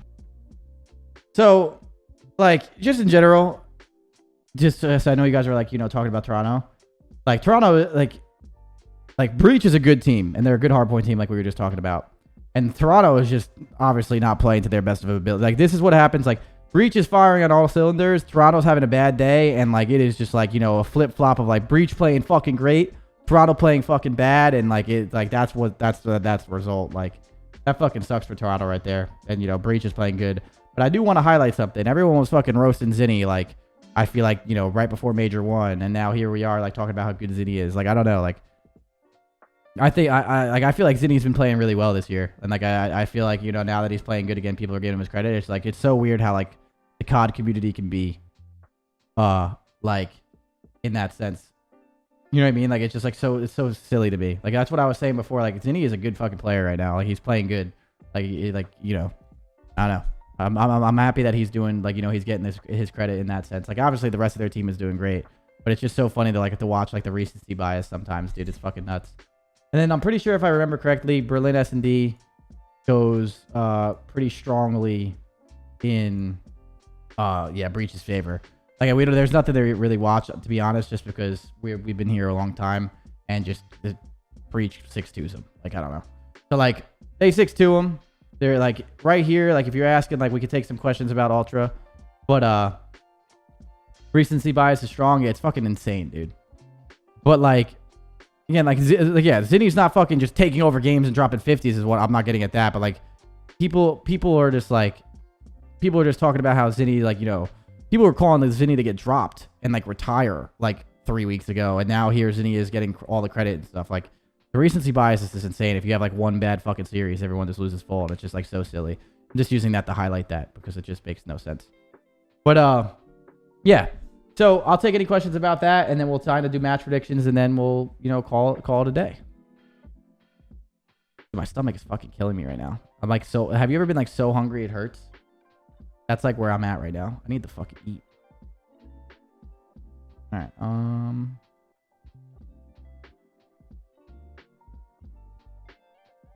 So yeah, questions in general, and then we'll talk about it. But yeah, my opinion on Toronto, I still like to think Toronto's a good team. Obviously, it seems like, you know, people are saying they're struggling or whatever your opinions are about it. They had an off day, and Breach is a good team and played really good too. Like, you know, like not taking anything away from Breach, because Breach is a good team and they played great. They dominated some of those maps. So like, Breach is a great team, and Toronto didn't play it to probably their best ability, and that's what happened. So still a lot of time, in my opinion. Still a lot of time. Ultra needs to do something because they are like LA Thieves right now on a downward slope. Yeah, but I just feel like sometimes, like, the recency bias of Call of Duty, it's like they, you know, you lose a couple matches, you fucking suck. You win a couple matches, you're the fucking best. Like, it's a long season, and I think Toronto just needs to work out some issues in their game that are very, very possible. Like, practice and changing your gameplay is actually a thing in Call of Duty, and like, just, you know, throwing a riot and just like throwing a riot about losing a match or two is like, you know, you're allowed to slump. The difference is when you're slumping and you're actually like, you know, costing yourself at like a chance at champs, that's an issue. Toronto's not at that point right now. Like, you know, like Toronto's fine. Like, Toronto could very easily make themselves like figure it out. Like, there is a reason to practice other than to, like, you know, try and avoid making a roster change. So I think they're fine. I think Toronto, like, I wouldn't be like crazy worrying yet. Ultra were really good at Hardpoint at Cold War. What happening? I mean, they're just probably like their game plan's either wrong or they're probably not sticking to their game plan, and they just have to figure out some ways to become more consistent. That's the whole point of practice, is like what I'm saying. Shit, after every game, yeah, dude, OpTic lost 2 matches this season to start the season, and everyone was throwing a fucking riot, and then they win. It's just like so silly, dude. It's so silly. Like, the whole point of practicing is to get better, not just to fucking throw a riot and fucking make a roster change every time you lose. Like, they literally just got 4th at the major. Yeah, for Toronto standards, that's not like where they want to be, but it does not mean they're fucking shit. Like, you know what I mean? They're all right. They're chilling. I don't know. All right. So is there any questions? What are your thoughts on Rocker or Paris at looking at Clay potentially? Bigfoot is sometimes confused with Sasquatch, yet he never complains. Thank you very much. Thank you very much, Fries, for the bits. I appreciate it. I don't have alerts fucking muted on this, dude. That scared the shit out of me. But thank you, Fries, for the 100 bits. I appreciate you. But I mean, right now, I think Clay's not going to get an opportunity in the middle of the major. He might, but I think it'd be rare. I think after Major 2, I think Clay gets an opportunity. I don't think Clay is done, like we talked about the other day. I think Clay is going to get an opportunity in the sense of that we'll probably end up doing a react video of watching his announcement of him, or like him not retiring, of him saying he's getting benched and shit, probably for tomorrow or something. But I think Clay will probably get looks at maybe from Minnesota, and maybe from Paris, and also maybe from some other teams too, if teams struggle at Major 2. Like, it really depends on what happens at Major 2 before you really say it. Like, the Major is still going on. The qualifiers are still going on. And again, like, even though it's been 2 or 3 matches, you can still get a lot better. So you got to wait and see until the Major's over. But I definitely think Clay gets another, I definitely think Clay gets another run. He said that it'll be hard for teams to get Clay because of his contract. Maybe. That's a possibility. People always obviously kind of overlook that. I'm sure that NYSL is probably not going to give him away for cheap because it's Clay. But at the same time, like, I'm sure, like, Clay, depending on like how dedicated Clay really is to it, like, Clay might even take less money. Like, I don't know where Clay's head's at. I'd have to watch that video again. Like, I haven't really watched that full thing yet. But I'm sure, I think he gets another run. We'll see though. I don't know who it's going to be, but yeah. I don't know who it's going to be or how it's going to go, but we'll see. It's going to be interesting. Is there any other match? There's nothing else really crazy to talk about. We'll definitely watch that retiring video. Not retiring. I'm sorry, not retiring video. The fucking benching video of how he's not retiring, and we'll kind of talk about like that too, as well. Like probably for tomorrow or something. But or we can just watch it probably after this podcast too. We can do that. But yeah, I'm gonna do match predictions, and then we'll just kind of move on. From there. Match predictions for this: we have Seattle Surge and Los Angeles Gorillas. Gorillas need to come out hot. They really, really need to. I think Seattle Surge, obviously they beat us. They played well against us. They won that 3-2. Even though they lost 3-1 to OpTic, they looked good. They looked like their confidence was there. Like I'm giving the edge to Seattle here. I think Seattle takes this. Like even though like, you know, Seattle gets criticism of like only winning one of their last 7 or whatever. Like I think Seattle got their confidence. I think Surge wins this. I have no faith in Rocker right now. I hate to say it, but I don't know. Like, yeah, their search is good. So they match up well versus Thieves in the sense where even if they lose the Hardpoint, they can win the search. But like the problem is like their control doesn't look good either. So it's like I think like Thieves might take this 3-1. Minnesota Rocker is scaring me right now. They're scaring me right now. So we'll see. So I think it goes Surge, LA Thieves. And obviously with my match as always, I pick my team. So like, you know, I don't really do predictions for that. But this is going to be good day matches. I'm super excited to watch, obviously, the first 2. And then obviously watch B2. I like watching Thieves. I think they're a good hardpoint team.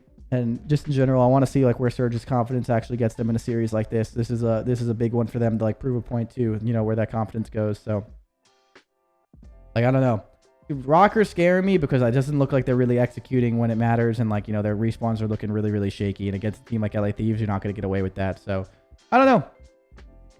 We will see. I'm going Surge LA Thieves, but this could be a close one if LA Thieves if LAG plays how they can actually play, and obviously, you know, like combat with like, you know, go toe to toe with Surge. But I think this one might be a 3-1 or a 3-0 Thieves, and then this one you know, we're hoping for the 3-0 from FaZe, but of course, you know, this is going to be a good match too. This is 2 good teams. You know, Toronto's a great team. So, yep, those are my predictions. That's it for this podcast. We did it in 2 hours and 30 minutes on a 4-match day. I think we did a really good job in the sense of